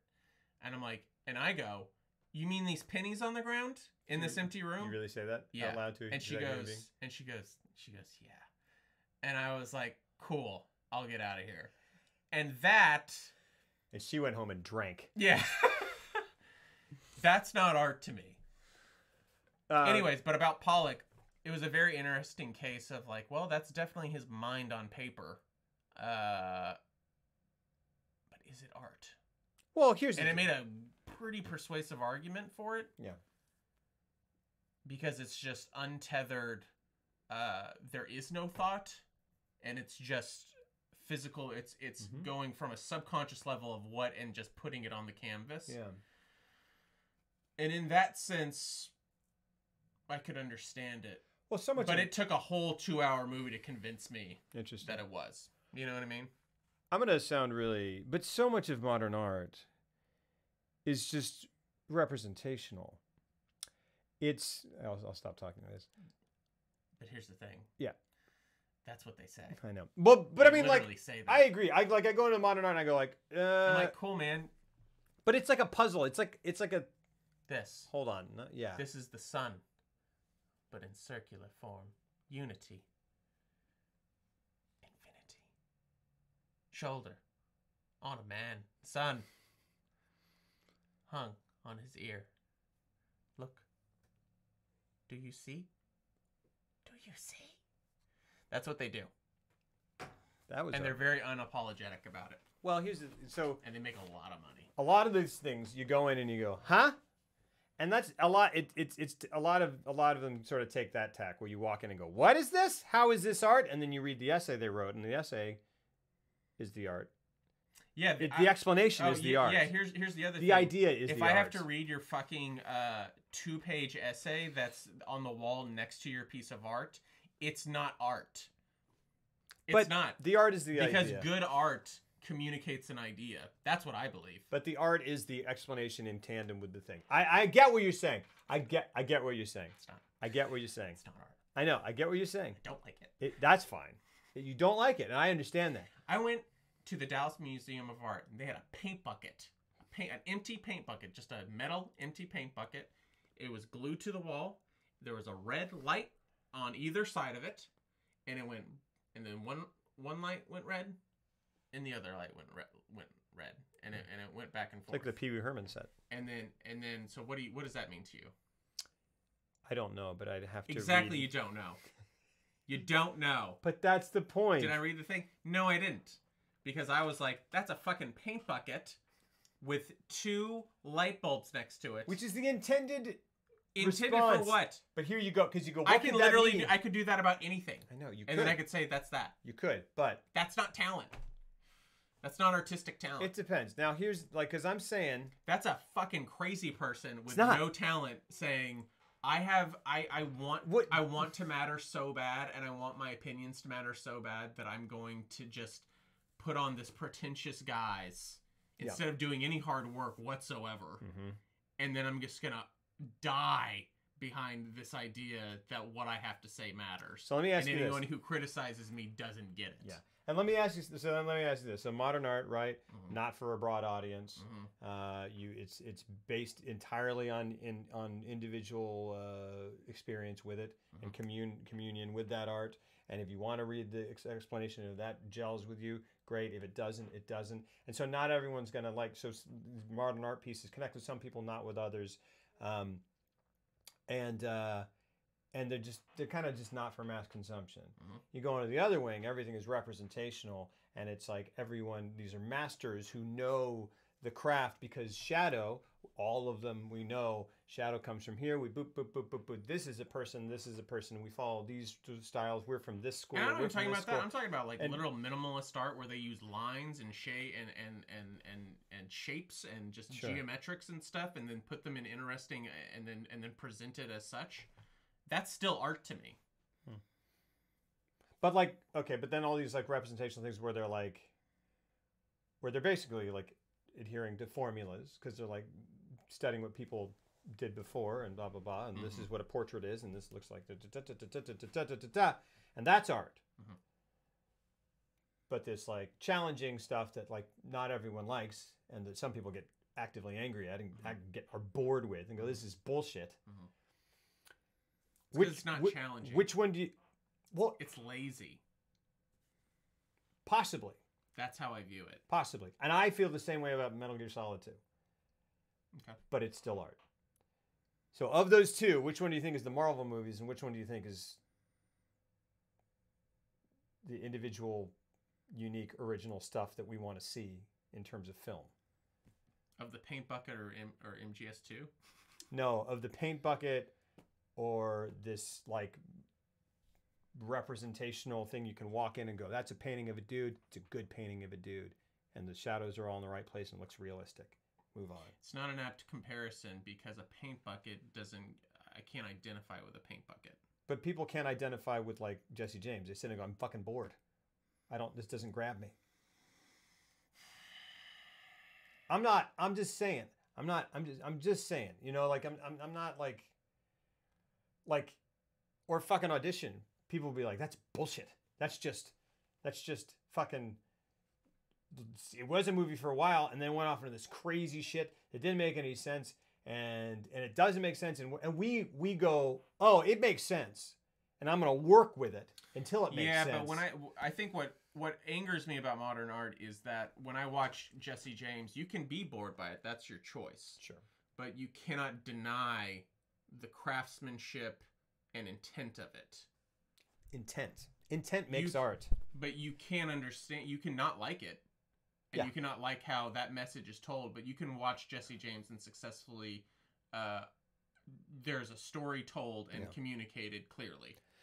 Yeah. A paint bucket on a wall means nothing to me. And for you to tell me that it means something to me... No, not to you. Or that it means something that it's supposed to convey an idea to me. Not on its own necessarily, or maybe it does. Right, and so that's the other big asterisk is like if you have to have a huge like essay thing that tells me what your thing is, it's failed in my opinion. Sure, okay, I get that, and I feel that way about a movie. And because see, here's the thing, and it's not. It's like Warhol kind of got it. Like he created it in a lot of ways, or like at least brought it into the mainstream, and he also kind of understood it. Like he was subverting normal art. Like when he took like a 16-hour,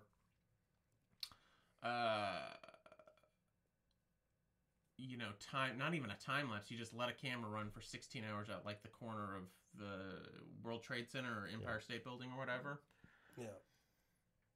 That's still something. That's something to me. Okay, sure. I would need to watch it to understand that entire thing. Sure. But I can understand what he's doing there. He's just going, and he didn't it's different if he like he edited a certain and took like a certain whatever, or if he just went like, here are the 16 hours that I did. But his intent was to capture it. To not cut it. Exactly. There's intent. Sure, I agree. But all he did was set up a camera and capture stuff, and his point was, this is life. Mm-hmm.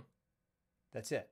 And it's not like the composition was. I'm assuming it's not like the composition was artistic. So I can't argue it too much because I don't know what the composition was. I've heard about it. But that's what I'm saying is like it's not. He didn't compose it because he just set it up and let it capture stuff. But he did compose the frame. Possibly, probably. I mean, he adjusted it and probably whatever. But the stuff that was going to happen, he didn't have any sort of like. That's just a security camera does the same thing. You know what I mean? Yeah. This person, and I'm not saying that all of Warhol's art doesn't fall under the guise of like that's also bullshit. Sure. But I'm saying there's more intent. I'm not saying it's good. I'm not saying I would like it. I'm not saying whatever. But there's more intent in taking a paint bucket, putting it in a certain place, and picking a red light and a red light, and deciding the intervals at which they whatever to say something. Doesn't mean it has to say something to you off the bat, I would look at it and go, what the fuck does this mean? And then I would go, huh? Because the thing is, what goes in an art museum, the reason it's called, we go, movies are art. Music is art. Whatever is art. All the shit in an art museum is just art. Like, it's just art. That's the purest art. And the reason is that it's the traffic of ideas. It's like I put a paintbrush, I put a fucking paint bucket here, boom, boom, boom, and that represents this idea to me. And I'll explain that. And then people go in and go, what does it mean? Sometimes there's not even an explanation. But if it strikes something in someone else and it's not random, or sometimes it is random, it's fucking... I went to the Blant and there was a fucking white canvas. There was a white canvas. And then I was like, okay, wait a second. But that can be a comment on art. It can be. But then I looked at the thing and it was like, it's this, blah, blah, blah. And then it said something there. And then it was like the gold band around. I was like, there's a what? And I looked and there's like a thin gold band painted around the border. And I was like, okay. And I read it and read what it represented. And I was like, nah, man, fuck that. But yeah, that doesn't mean it doesn't represent that to that person. I'm not saying it doesn't. And that doesn't mean it doesn't represent something or that to someone else. It doesn't connect with me. That's fucking fine. All right, then I'll just revise it to say, I think that's... I have a lot... I have no respect for that. Fair. But I have an incredible amount of respect for people who actually apply a craft to what it is they're making. It doesn't even have to be to communicate an idea, but to apply some sort of skill set. That to me is what delineates art in some way. Sure. Is a construction worker an artist?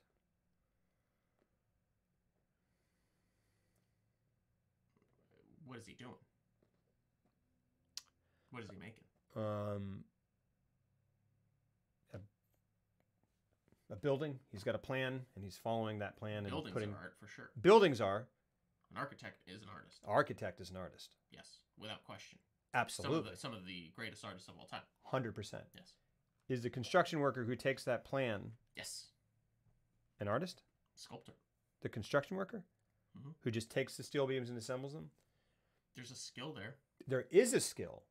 Absolutely. And some it's a are, skilled craftsman. And some are better than others. And As an air conditioning repairman. That's why some people get hired. There's like, this guy's the best. He's a true artist at it. Yes. Sure. And then there are some cases where it's like is an air conditioning repairman an artist? There's definitely skill there. And people can elevate it to an art. Perhaps. Maybe. But generally speaking, I don't know. Like, I'm just saying there's skill and there's craft, but then there's also art. And it's like, I don't know. I'm just like if I'm into this discussion. Like if I take home an IKEA cabinet and put it together, am I an artist because I did that? No, you work for Marvel.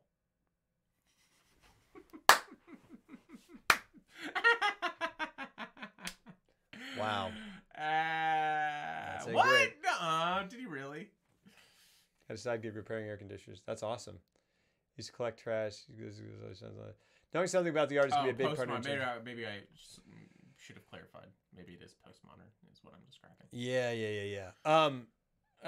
And that's how little, because that's the thing is like, admittedly, postmodern art, modern art, that's not my thing. I didn't even know that we were talking about postmodern art as opposed to modern art. Right. So, I don't know. But I have gone into a museum.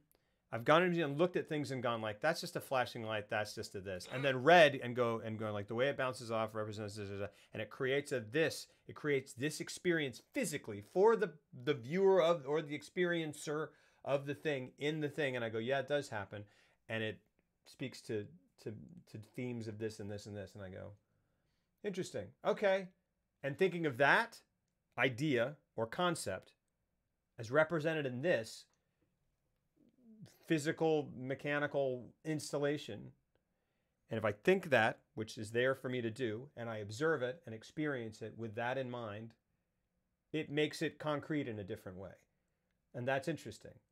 You know what I mean? Now, that doesn't happen for all of them. But I go, yeah, I get that. Yeah, I get that. Yeah, I get that. Most of them I go like, okay, I get what you're going for. Doesn't mean it's memorable necessarily. Doesn't mean whatever. I still like, you know, I'm like, oh, cool, cool. And I feel good. And I'm like, that's cool. Oh, that does make me, it takes me out of this headspace and moves me into this headspace. It causes me to think about this and that, blah, blah, blah. Even if it's as simple as like, hey, think this while you're looking at it. And I go, okay, I get it. Or I go, okay, whatever. But even if I disagree with it, whatever. Then I'll go down, then I can go down the street and go to the comic book store and be like, oh, that's fucking cool. That's not cool. That's fucking cool.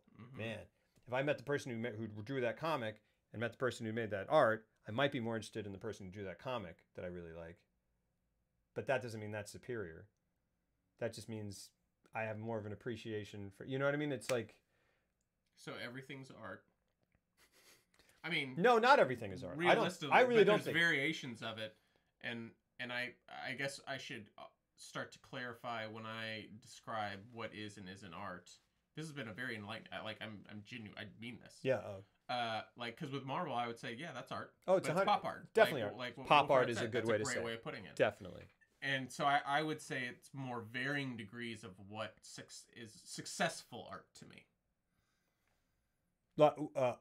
Sure, and that becomes a very individualized thing. It's an individualized thing, 100%. And it's what I respond to and what I think is more.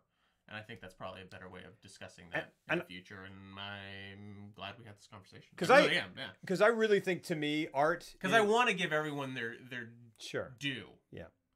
I think especially as a filmmaker, because I think filmmaking is probably the hardest art form. I really do. Because it's something where you have to incorporate so many of them. It's a group effort, but still has to be an individualistic thing in many ways. And an army. One of the biggest things is that it is done on a very specific schedule. Yes. Where you get a shot at it. It's like you have to make your masterpiece, but only within these 2 months. And you get 2 months to do it, or else you don't get to do it. Yeah. And if you don't do it in those 2 months, you didn't do it. You're essentially... You live and die on that. Yes. And like a painter can just paint and paint and paint, and he's like, I don't like that. I'm going to paint over that. I'm going to go back. Sometimes a filmmaker, if he has enough power and money, he can do reshoots. But even then, it's like, that's a big deal if you have to go back and do reshoots. Frankly, I would love reshoots to be incorporated into... I think it should be just incorporated into a budget, because that just seems natural. What was interesting about that Scorsese and Tarantino discussion on the DGA website is that they both liked the High Wire Act, which is a High Wire Act, because they were talking... I don't know if they were talking about art in general, but they were like, isn't it great how it's just kind of... It's like, they were talking about pressure. It's like, you just have to get it right. Sometimes you don't get it right. But boy, when you do, you're like, there's no better feeling than getting it right. It's like Dark Souls. Yeah. Yeah. How so? Well, it's like Sekiro. Yeah. Because the stakes are higher, and so the highs are higher and the lows are lower. Yeah. It's true. Yeah. And it's a financially costly endeavor. You're painting with reality. Yeah. You're going, okay, this is the image in my head. Because it incorporates how do I make it? It's literally incorporates painting in terms of composition and lighting. It incorporates music, literally. It incorporates human emotion. It incorporates editing, which is an art form in and of itself. Like, it incorporates literally almost all the artistic art forms into one thing, and then you have to wrangle it together to tell it something completely brand new and human. It's the one that tries the most to create something that is 100% recognizable as real life. Yes. Not all film, but yes. Yeah. You're the lowest form of art. The writer is the backbone and heart of all film, and how we live in a society all art, essentially. Where, especially in film, where screenwriters are not given equal pay and equal recognition as a director is beyond me. Is my daughter art? She's she's divine and sacred art. Yes, I would say. I think human beings are divine art. I would agree with Nature is divine art. Yeah. But that's higher than what we're basically. Art is the. Have you seen Mother? No, I really. You need to watch Mother, especially after this conversation. Yeah, but I think I think art is because we are creatures of the dirt. Art is our attempt to call out our soul through the muck. That's it. That's what we do, and that's what I think makes art is intent and intent of expression. I can take a bunch of pennies and throw it on the ground if my intent is to express something by doing that. And that sounds like bullshit, but it's like, no, this is, and I go like the art, if I go like, this is stupid, but I go like, it's the randomness, the vagaries of capitalism. It's the, whatever, it's how we let these things, we let this drive our entire lives, this desire for money and fear of not having money. But if I just throw we look at it for what it is, and it's just pieces of metal thrown against the thing, and it looks small and inconsequential, which it really is, and that's what I want you to think about. And someone can take that and go like, you just threw a bunch of fucking pennies on the ground. I go, yes, in this spirit, with this intent to express this. And they go, that's fucking dumb. And I go, great. It didn't connect with you. It may connect with someone else. And I'd be like, you have got to stop talking to me like that. Yeah. Fair. It's like it didn't connect with me. It didn't connect with me. Yeah. I got a knuckle sandwich coming right for you. Yeah. What is on the other side? That's the knuckles. What makes the bread? A noogie sandwich. Oh my gosh. Mostly poetry. I have a comic book I've been working on a script with an artist for the better part of a decade. It's Cool. awesome. It's freaking rad, dude. Facetious. Yes. Check out President Casa's bullshit full name. Pablo Diego José Francisco de Paula Juan Nepomuceno María de los Remedios Cipriano de la Santísima Trinidad Ruiz y Picasso. Yeah. Rock and roll. Hey, you know what I was saying a lot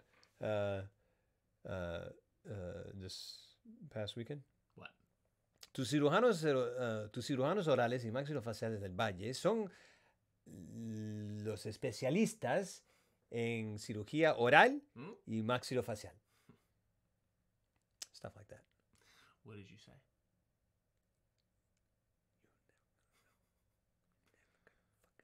I'm trying to remember what. Oral maxillofacial surgery. It was for oral surgery. Oral Talk surgery. about mouth cancer. I did 10 hours of English and Spanish, highly technical oral and maxillofacial surgery, teleprompter, stuff. And then 10 hours. went back the next. That was after. So you dropped me off at the bus station. I got on a bus at midnight. Mm-hmm. Drove all night at like probably 2 a.m. Got to San Antonio, and someone was like, "Hey, Got switch bus. get up! You got your ticket?" I was like, "Here's my." She goes, and she just looked at me, and then just kind of walked on, and then came back, and I was like, "Ticket," and she just didn't look, and I was like, "Okay." And then I didn't know what bus I was on, and then got out. She goes, "Hey, if you want to go." She's like, "Hey, if you want to go to the bathroom and stretch your legs, get something, you got 15 minutes. I was like, right. Man, they just like are different from airplanes because they're just like, Oh yeah, this ain't no. Yeah. We're on the ground. Yeah. So and they go, and then there's whatever. And then I got back on the bus, drove to McAllen, got to McAllen 6 or 7 in the morning, checked into my hotel. Because I got a ride from the airport, and he was like, "Cool, I'll come get you at 8." I was like, "Cool."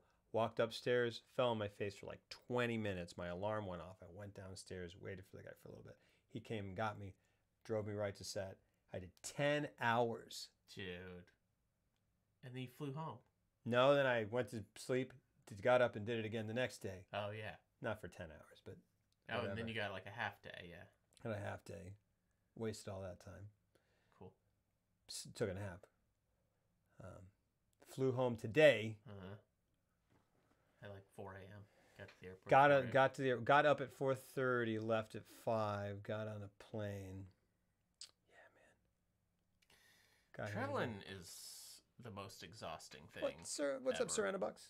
I like it. I like it a lot, and it leaves me tapped out when I get home for a full day. Yeah, because you just go like, all right, I did a thing. Yeah. You feel, I love it. I love walking through airports. Yeah. I love the whole experience. I do too.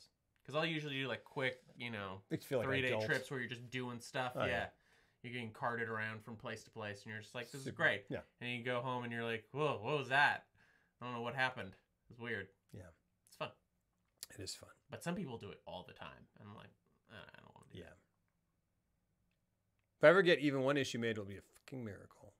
Miracles happen every day, man. Yeah, man. Keep at it. Speaking of art, can we close the stream out with the People's Court theme? Yes, please. Bum, bum, bum, bum, bum, bum, bum.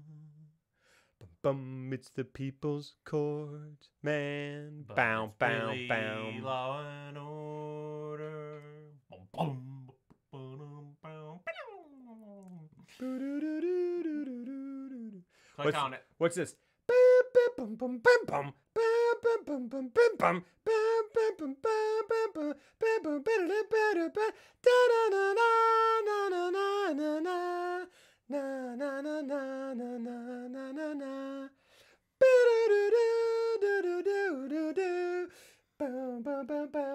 Family Ties? Boom, boom.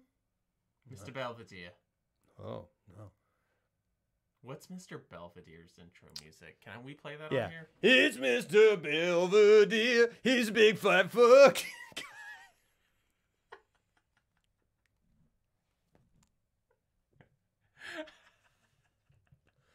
Gotta go away. Belvedere. That's really mean. Gosh, I'm just the freaking worst. I'm trying to think of what Patton Oswalt's joke about Mr. Belvedere is. He has a joke about, he's like, and here's Mr. Belvedere sitting on his balls. It's real good. Hey, on the airplane, I watched about 20 minutes of a movie called Booksmart. Yeah. That movie is fucking the funniest movie I've seen in decades. It's Beanie Feldman. It's directed by Olivia Wilde. Yeah. Yeah. And it is written incredibly sharply with excellent comedic and just generally actors. That's awesome. For the 20-30 minutes that I watched, I was like, oh, I got to get home and watch all of it. Beanie Feldman, Jonah Hill's little sister. Oh, wow. Beanie Feldman from Lady Bird and something else. And then the other actress, she's in Detroit. She's the other girl. She's the girl who's not British. She's great too. She's so great. Really? Yeah. That movie is 20 minutes in. I was like, oh man, I laughed out loud more than I have it. Those girls, I don't know how old they are. They're probably like 22. Because it's like a female Superbad, kind of. That's how it's being marketed, and I definitely see why it's that. Yeah. I'm not saying it is that, but like. Yeah. I'm in love with it. Cool. Love that movie. I'll check it out. Kelsey saw it. 20 minutes. But I'll need to check it out. It's great. I just heard Belvedere said one time the actor who plays Belvedere sat on one of his balls and he'd be called out, cut on his judging. Yeah, it was Adam Sandler. Oh, gosh, that's such a mean thing that I said. Streaks on the china, Oh, never met it before. Who cared when you drop it? Even that trumpet just Streaks on sounds the like china, walks around. never met it before. Who cared Streaks on when China. you drop kicked your jacket as you came through the door? What is? No one glared, but sometimes things get turned around and no one spared. All hands look out below. There's a change in the status quo. Gonna need all the help that we can get. According to our new arrival, Is this a jug life band? is more than mere survival. We just might live the good life yet. Is the premise of Mr. Belvedere that there's a butler in a normal house? It's something like that. That's how did that? I guess it was the 80s. How? I want to watch that now.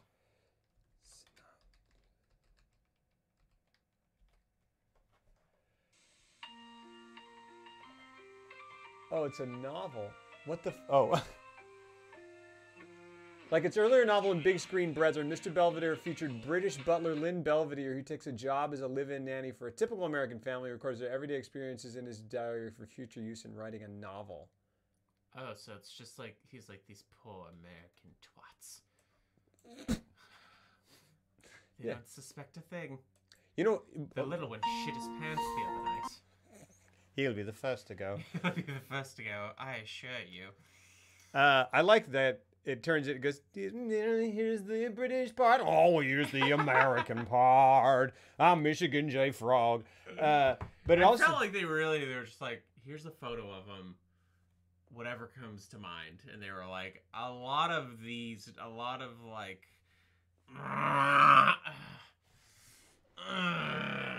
he's like, when you get up, when you've like hit, you're like 30 or 35, and then all of a sudden you just start getting out of chairs like this.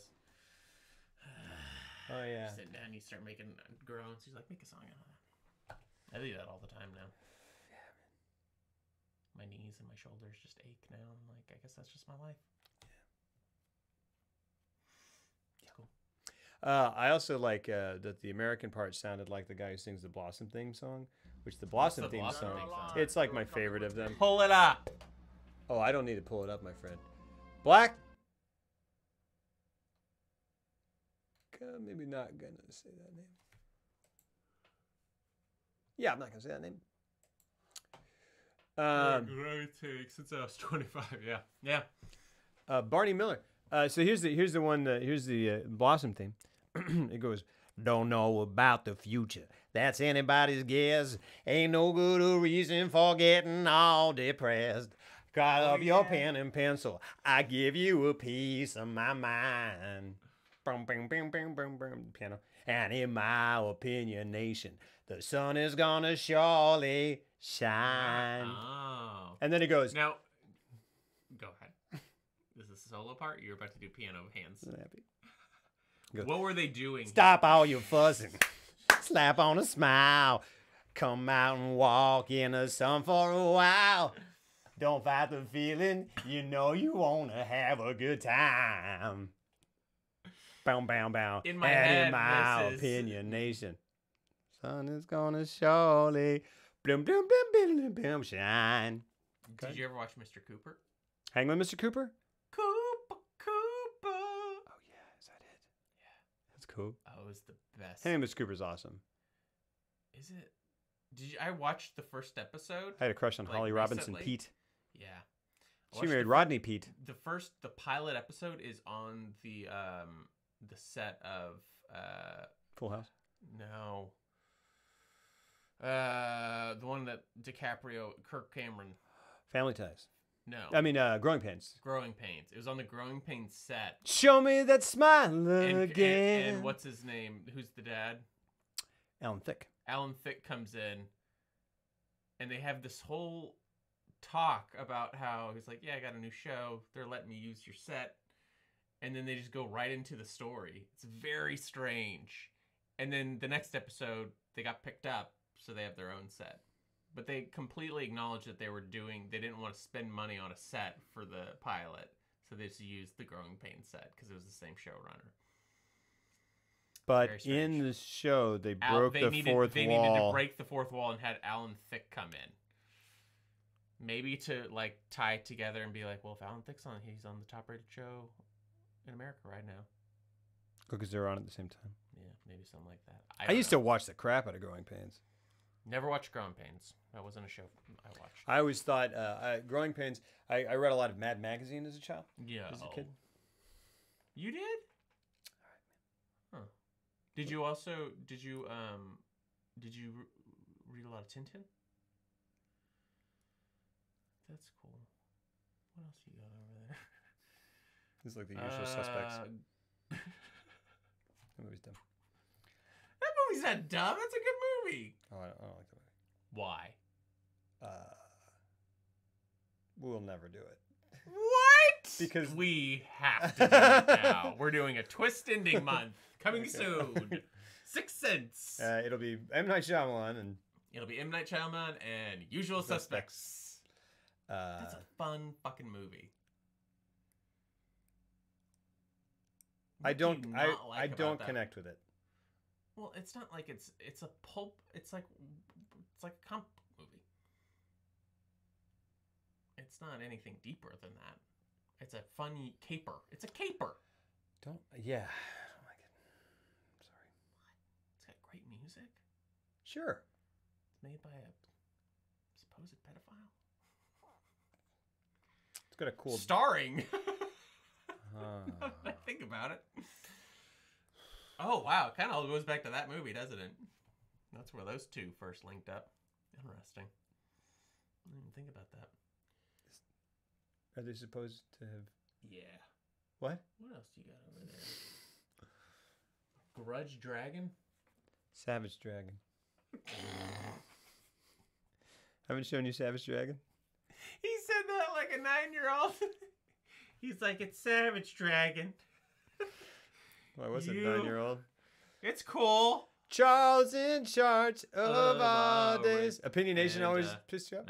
It's And Charles in charge of our wrongs and our rights. And I say, I want. That's the best. That's the best one. That's the best intro song. Cosby had some good ones too. Oh. Can't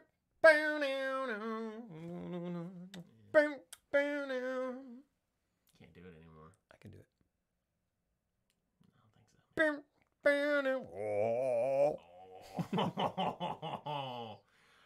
It's such a bummer because I love the Cosby Show. Everybody does. You think it's still up? Probably not. It used to be. I used to watch it a lot. Grace Under Fire used Lady Madonna, Children at Your Feet, right? Oh, really? Whoa. Didn't they? How do they afford that? I don't know. Did they use a knockoff? I think that was like the first time I heard that song. Hey, Wolf Rat! Have a good Later, sleep, my dude. friend. Keep your chin up. Bum bum bum bum bum bum bum bum bum bum bum bum bum bum. Yeah, Cosby's not on Hulu anymore.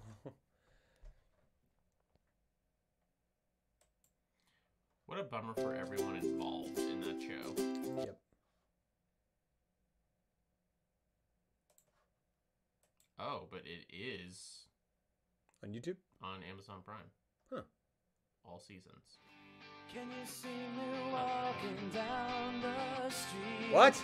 Beatbox plays a click track to my empty mind. This is not the Grace Under Fire. Now my Walkman's playing. This is like an old one or a new? What the heck? Original opening with a second theme song? Whoa. Can you see me Nope. walking So okay, down? so that's the There's the second theme Aretha song. Franklin. Go up. Go up. There we go. That's the one you're looking for.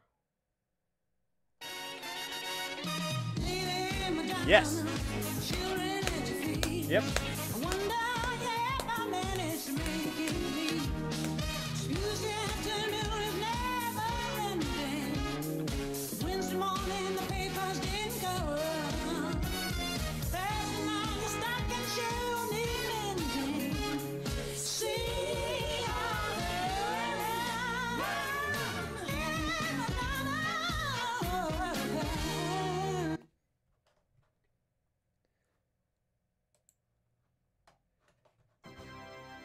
So this is the part where you were asking what they were doing.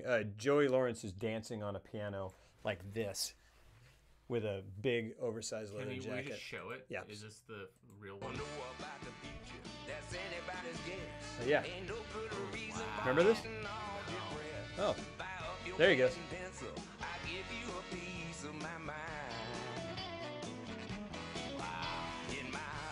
Oh, that guy. Wow. He looks like This big, oversized, baggy Kevin Spacey suit. 6! Big crush on 6. so did I. Oh, look at those. Oh yeah, Shows that dude. all about hats. Hats with big flowers. Yeah. Whoa! She changed. I'm gonna go home and watch the shit out of some like 80s, 90s shows. Yeah, man. What was the It odd- is Dr. John? Oh my gosh. What was Hey, Spork. Leonard Part 6. I wonder if that movie's terrible. Supposedly. It was a guy and then like a foreign guy. Yes. He was in Beverly Hills Cop. And it goes, boom. No, that's all. What is that show called? It's called Perfect Strangers. Yeah. Standing tall on the wings Pull that of our dreams, rise and fall. Perfect Strangers. It goes, wah, wah, Yes! wah, wah, wah, Oh, I'm gonna go home and watch wah, Perfect wah, Strangers. Now we are so happy. We do the dance of joy. Yes! Cross and Larry Appleton. Oh my god. That just like unlocked a part of my childhood Oh, I'd yeah. forgotten about. This is it. Sometimes the world looks Oh yeah, perfect. Chicago. This is one of the This greatest. is why I have an affinity for Chicago. Just Perfect Strangers. America first. Sometimes the world looks perfect. Nothing to He rearrange. really was. Yeah. Sometimes you just get a feeling like you need some kind of change. He goes to Chicago. No matter What the odds are this time, Weird to see nothing's Mark gonna Baker. stand in my way. This flame in my heart, like a long lost friend. Notice, There's every dark street a light at the end. He's great in Beverly Hills Cop. He was. Both of them. were great. Wings on my dream, rise and fall on the wings of my dream.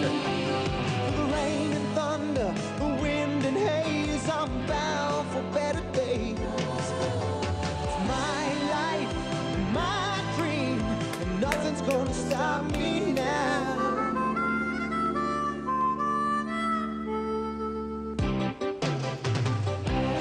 I could live in Chicago. Yeah, man. Chicago's cool. Yeah. Never watched Chips. Yeah.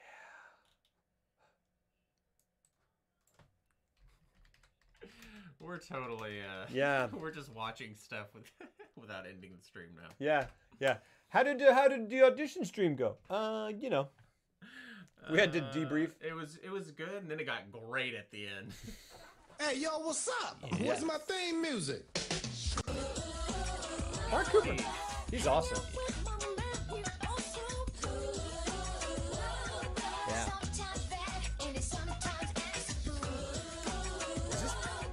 Is this En Vogue or just like En Vogue? It's blurry, I can't tell. En Vogue is 3 women.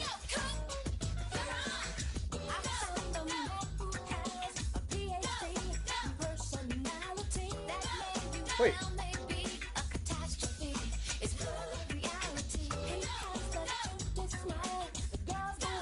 Is he supposed to be an ex-basketball player? This is a tall dude.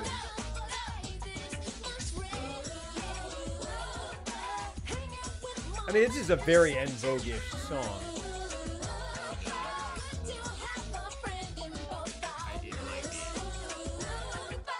Turn it out. Here we go. Here we go. No, man, pass the ball. Don't shoot it. Don't shoot that. And he sinks it. Hey, Mr. Cooper, that's awesome. He was like a PE teacher. En Vogue is never gonna get it, never gonna get it, never gonna get it. Ba, ba, ba, ba, ba. Or free your mind and the rest will follow. That's oh, Mask. Oh, bless you. Emma, do you know this? Oh, this is the best. This is the best show of all time. Best cartoon.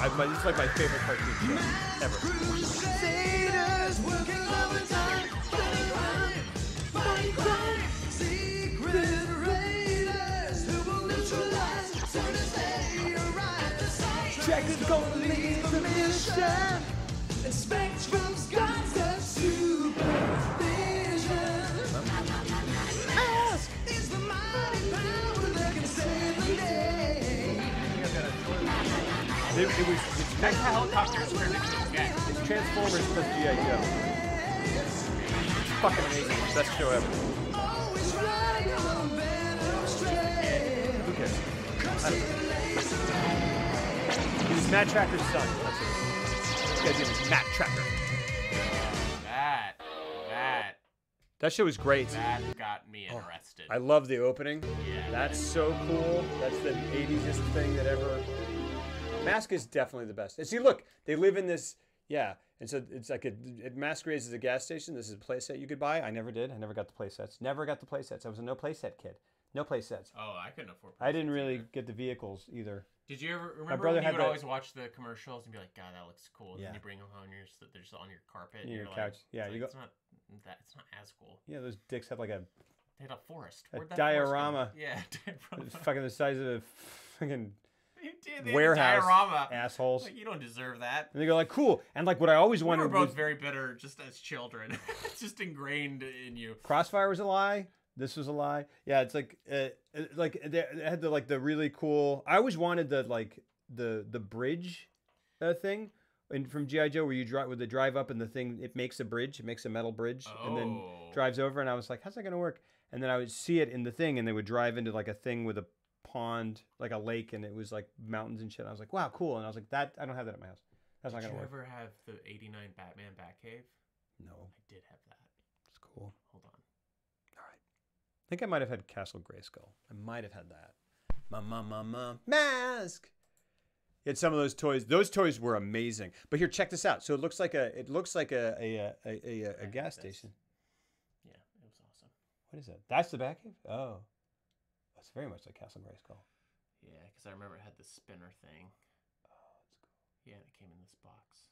You know what I did have? Oh man. I'm gonna buy this. Yeah, I know. It's $500. I'm not gonna buy it. Yeah.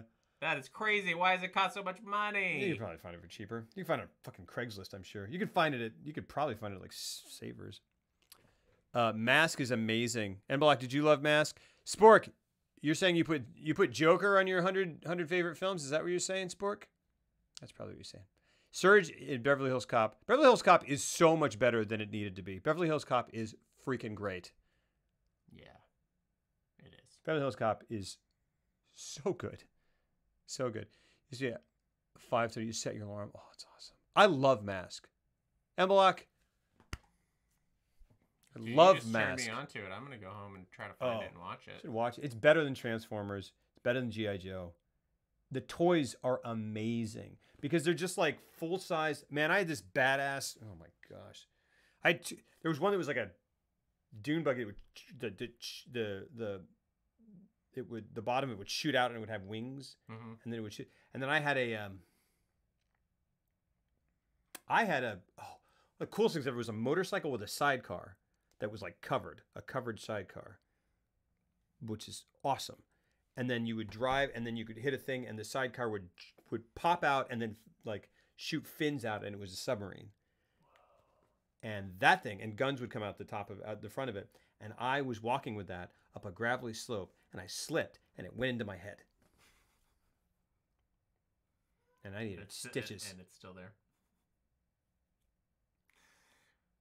And I was That explains. surgery was performed on me by a woman who is the sister or aunt of a girl with whom I went to. I'm still having some effects. Are you having stroke? It's all right. It's all right.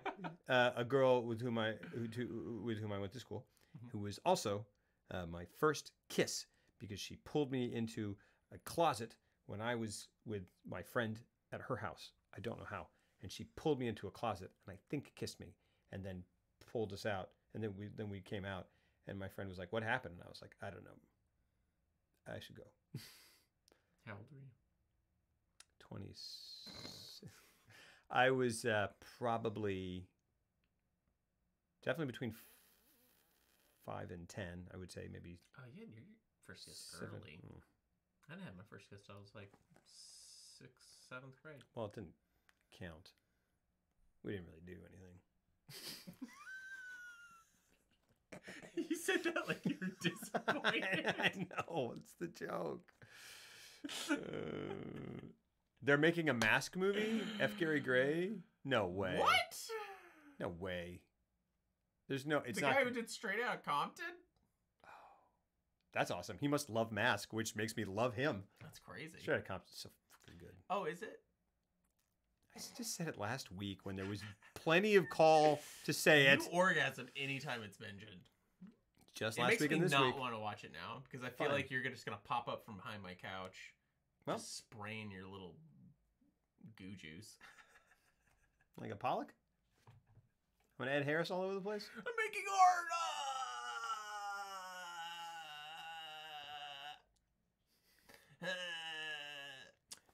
It's Savage Dragon. It is Mask. It's Savage Dragon. Savage Dragon is the longest running. I don't give a shit. I know. No one gives a shit It's about also- your stupid Savage It's all, Dragon, I right? know. No one likes it because it's called Savage Dragon. Is he the one who has that dumb fucking mohawk? And he wears like a white 50s, he like with a pack of cigarette. Yeah. That just looks like a mistake to me. Hey, man. You know what? My favorite comic book hero can see. You making fun of handicapped people, bro? Not on purpose. You need to do a character as like a 9-year-old whose like older brother's friend came over, because like that's a skit.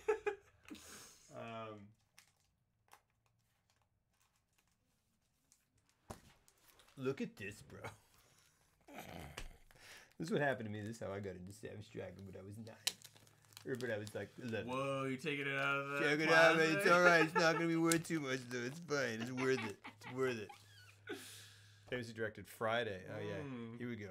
Look at that. The storyline seems a bit anemic. Look at that. Look at that. That's cool. Yeah. See? That's cool. Yeah, motherfucker. Read that. He's going to get acclimated. That's cool. I'm into that. Yes, you fucking are, because it's an Image comic. It's for real. That's cool. Yep. Good use of light, shadow. Hey, man.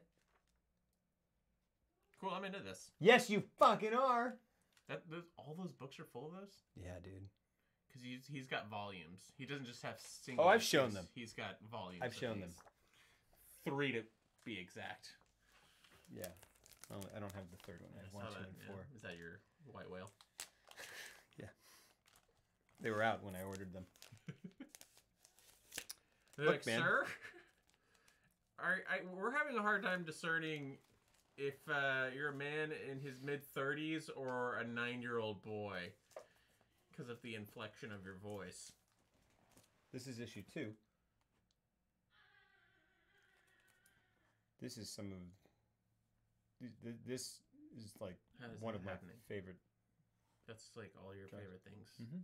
in one image. I didn't even know it was coming. Whoa. Dude. When you saw that, what did you do? Yeah. Pulled an Ed Harris. In that it was an excellently prepared astronaut. Look at this. Look at this part. No one's seeing this. Oh. And then that's how they go into their secret... Let's see if that's streaming. Hey. So far you like Savage Dragon. Yeah, look, I'm not... You guys... You have good taste. I don't really know... It's not even a dig. I usually trust your opinion. All right. Cool. Is it mask... Like... M period, A period, yeah, S yeah. period. What does that represent? I don't know. Mobile Armored Strike Strategic- Command. Strike Command with a K? Yeah. Like, for real? Yep. Oh, they don't have it. They don't have it online. Or wait. I think I can download them. I used to think they were awesome. They're great. All right, I gotta go. Mobile Armored Shit Kickers. You ever watch Jim Lee on Twitch? Oh, I've heard that. No, I need to do that. Oh, that's cool. Image Comics was the shit when it first popped up. And this is the longest. Here's the other thing about Savage Dragon. That's like really intense, that first comic. Because I remember I had the same reaction. My Yeah. friend was like, I was like, oh, what is... I was like, okay. My friend was like, look at this. And I opened the first page and I go, Whoa! fuck. Yeah. And then there's like it's like it gets you with that stuff, and then it's incredibly tongue-in-cheek and very, very self-referential and funny and making fun Cool. of the fact that it's a comic. It's the most entertaining comic I've ever read. Cool. Not everyone would like it, but Did you ever read the Kevin Smith run of Daredevil? that you gave me. That was like the.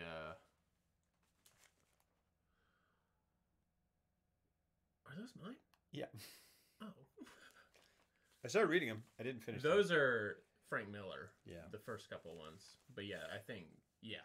So starting with whatever. Would you those like these are. back? Because I haven't read No. them in years. No. I would like to. I might read them But tonight. don't ruin them. No. Like, I took good care of them. I've had those since I was a kid. He just ejaculated all over my. What is that? Oh wow! Did you see this? It was amazing. This is what's her name? Julie Taymor. It right? absolutely is Julie Taymor. That's really cool. I remember hearing of it the way because they were like Julie so- Taymor is directing a Spider-Man musical with a U2 soundtrack, and I went, Yeah. "I get it." Yeah. And then we were in New York, and I was like, and we were like, we've got one chance to see a show. We can see one Broadway show. I've only seen one Broadway show in my life. It was Spider-Man. I heard it Turn was Off the Dark. because there was so much like production troubles, and then when people saw it, they were like, "Yeah, it's pretty amazing." Yeah, it was like, did he make Daredevil smoke weed? Kevin Smith. It's like It's the Hey, one. hey, it's hey. my favorite thing Kevin Smith ever did by far. It's a great run. But so we were there and we were trying to figure out. There was like a one-man show that Alan Cumming was doing of Macbeth, which is And you were like, "Fuck it's that cool. shit." Lion King. We couldn't. I think like Book of Mormon or whatever what it was, whatever the hot thing was sold out. There were only a few things, and then there was like it was like that Alan Cumming Macbeth one was like the other like thing. And I was like whatever. But then there were like Lion King was maybe one of them, and then there was some other thing that was like, oh, it sounds solid. Like that sounds like probably pretty good. It had like one or two like recognizable actors, and then it was Spider-Man: Turn Off the Dark, and people were like, I want to see this and that. And I went, guys, here's the thing.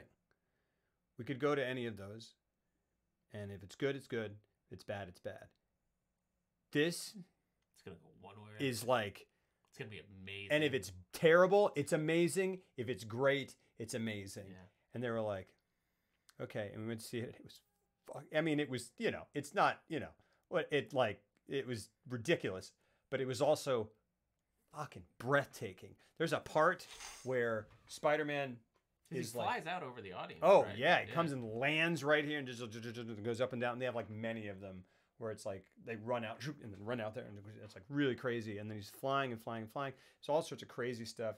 And the Green Goblin is like, he's like, hey, I'm the Green Goblin, baby, ha ha. He's like Elvis for some reason. It's crazy, crazy. But I was like, rock and roll, man. I don't care. Who cares about this? I don't give. Spider-Man's dumb. Let's do it. You know, like Spider-Man. That's how I felt. Spider-Man's fine. He's cool. He's cool dude. I wish you had played the game, man. I did play it. You played it all the way through. I enjoyed- It's the Oh. best Spider-Man storyline because I read Spider-Man 2 growing up, and because You have it. Can I borrow it? no, never again. I know. But it really was. That was the best interpretation I did enjoy of it. Spider-Man I ever saw. I did enjoy it. It was emotional. I didn't get very far in the story, but I liked flippity bipping. Yeah. And then I also was but this thing, there's a part where like he starts, I can't remember what he was climbing up the building, the side of the building to get to where Green Goblin was, and the whole thing went as he was crawling, and it changed the perspective, and it was like that's what it is. It started like this, and then it kind of went like this, and then did this thing to where it changed everything so that we were looking top down on it. It was incredible. The whole set would shift in a minute, and it was nuts, man.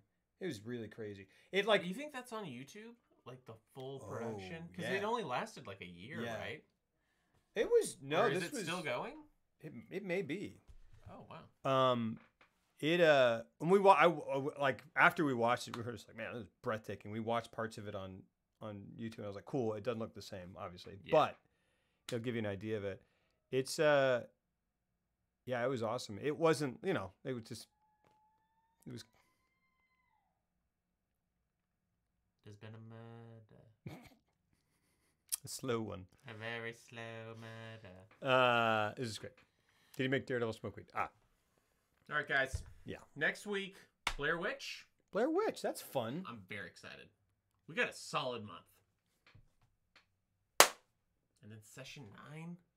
Session 9. Ooh, I've no never idea. seen it. No idea what to expect. And then Ring Ringu, which was a favorite of me, and I'm very excited about it. So yeah, wait. Ultimately, we didn't really talk about. What do you think? What do you think of Audition? It's great. Yeah. It's a legitimately great movie. I really liked it. Yeah, me too. I forgot how much I liked it. Me too. I had a very good time with it. It's a slow build, and Yeah. And it Yeah, really works. and gosh, I like movies that just take their time like that. Yeah. And do it well. Yeah. I mean, every bit of it is well crafted. And I feel like, when we talked about like, oh, imagine being able to go in completely blind. Yeah. And going like, oh, this is like a heartwarming. And then it took that turn. You would never trust a movie again. All right. Yeah. Which is amazing. It was very cool. Gosh darn it. Very cool. Not session 8, season 9. Session 9. Mike has some insane. Miike has some insane. Who's Mike? Some insane talent and flair for a dude who just turns out one film after another. Absolutely. I desperately want to get into stuff. I don't know if I'll even like it because I know this is one of his more subdued movies, but I'm curious to see more. Yeah. Dude. M Block. Dude. You dig Mask. That's awesome. You dig Image Comics. That's awesome. We're here, man. It's cool. I guess I'll just go home and watch K-19 or whatever. You're going to... Because now I'm outside the loop. You're going to dig it. And we're going to be friends again. I hope we like something. We both like this, though. We both really like this. That's good. This is great. I'm starting to wonder. I know, man. I was like... Because we went like, well, you know what? I think he lost his taste. Well, you know what happened, though? We just did 2 months of Catherine Bigelow, and then we just like disagreed on enough Catherine Bigelow that we thought we just didn't like movies anymore. Bigelow almost broke us apart. Bigelow did. She does that.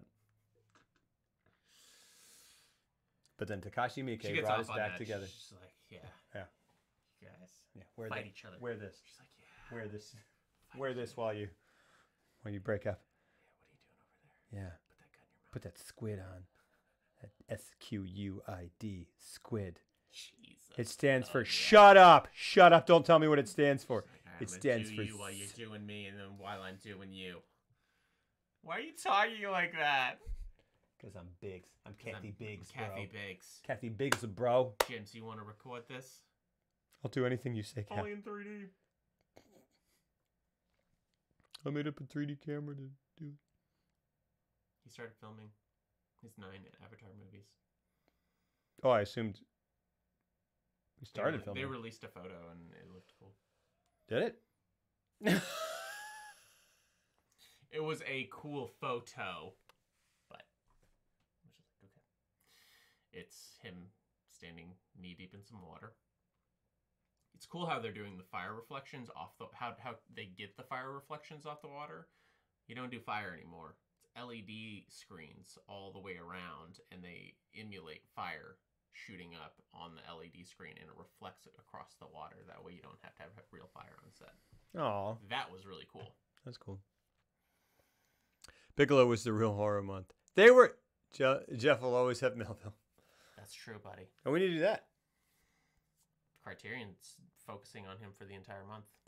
You know what we also need to do They very put soon? all his movies up there.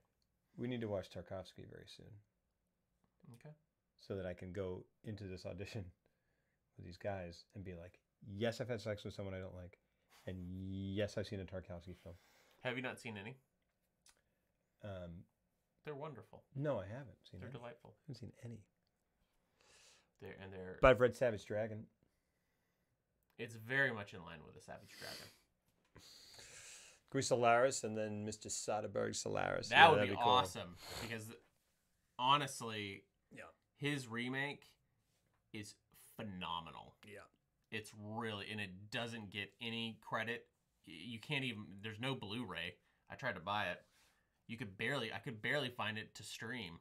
And when I finally tracked it down to watch it, I was just blown away at how what a good job he did. I cannot wait to watch him by himself in a space station not being able to pronounce the suffix ing properly. How's that? That's what Clooney does. How? Next time you see him in a movie, Uh-huh. he'll be like, okay, that's what I'm thinking. Okay, today, on a day like today, a Saturday, a casino, the winnings. He says E-E-N. That's how he pronounces ing. What an oddly specific thing to make note of. Is it Oh, distracting? Yes. Oh, yes. Hold on. Let's see if I can even find any documentation on this. It's absolutely true. I've encountered many people in my life who Question? speak that way, Mm. which is fine. But Andre's farts were insane. It was what? So Princess Bride, I said Andre let a 60-second fart that brought the entire production to a standstill, as it would. Andre the Giant's fart. Hold on. George Clooney. Clooney's amazing in it, Yeah. though. I'd say it's my favorite Clooney performance.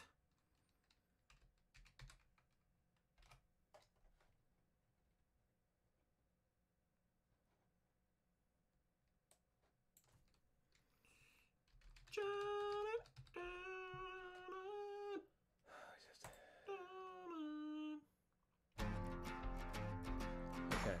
I know you got to go home. We just got to listen to this like Tell me how you're 4 minute, working to 18 help second long. people, No, this is say, gonna be worth it. in Darfur, because you were the guy who I first found about Darfur from. You know, how did that come about? How did somebody who's in a business where generally when the camera's not on, you're looking on in another country that doesn't pay for movies? Well, they pay. It's just very, very little, and the films are translated terribly. You know, I found out I was reading Nick Kristof articles in the New York. did. You know, I found out I was reading Nick Kristof You did? articles Did in you hear the it? New York Times. You know, I found out I was reading Nick Kristof. You hear it? No. They pay. It's just very, very little, and the films are translated terribly. You know, I found out I was reading Nick Kristof articles. Do you hear it? I don't. In the New York Times, and this was in 2005, I think, and they were talking about a genocide in the New York Times, and this was in 2005, I think, and they were talking about a genocide. Did it more of that. He did that a little more of that time. At the time Hey going man, on what are you in doing? Darfur, and I thought it wasn't getting enough play. Ah! Listen. Nick Kristof articles in the New York Times, Listen. and this was in 2005, I think. Hold on. And they were talking about a genocide at the time going on in Darfur, and I thought it wasn't getting enough play. Okay. Do you hear that? Yeah, I saw that. That was at random. Getting. At random. Getting. Getting. No, he doesn't go ng. He goes getting. What is that?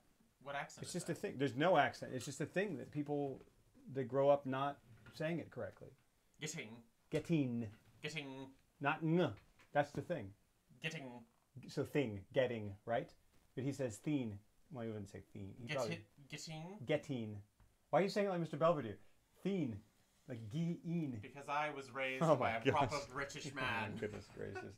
Help me to That's what happens Belvedere. when you- Hit me to Belvedere.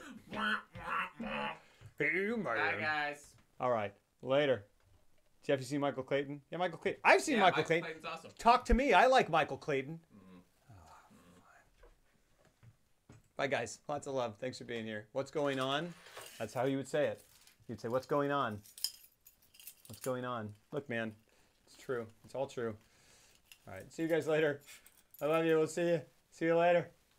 See you later. This is how we end this.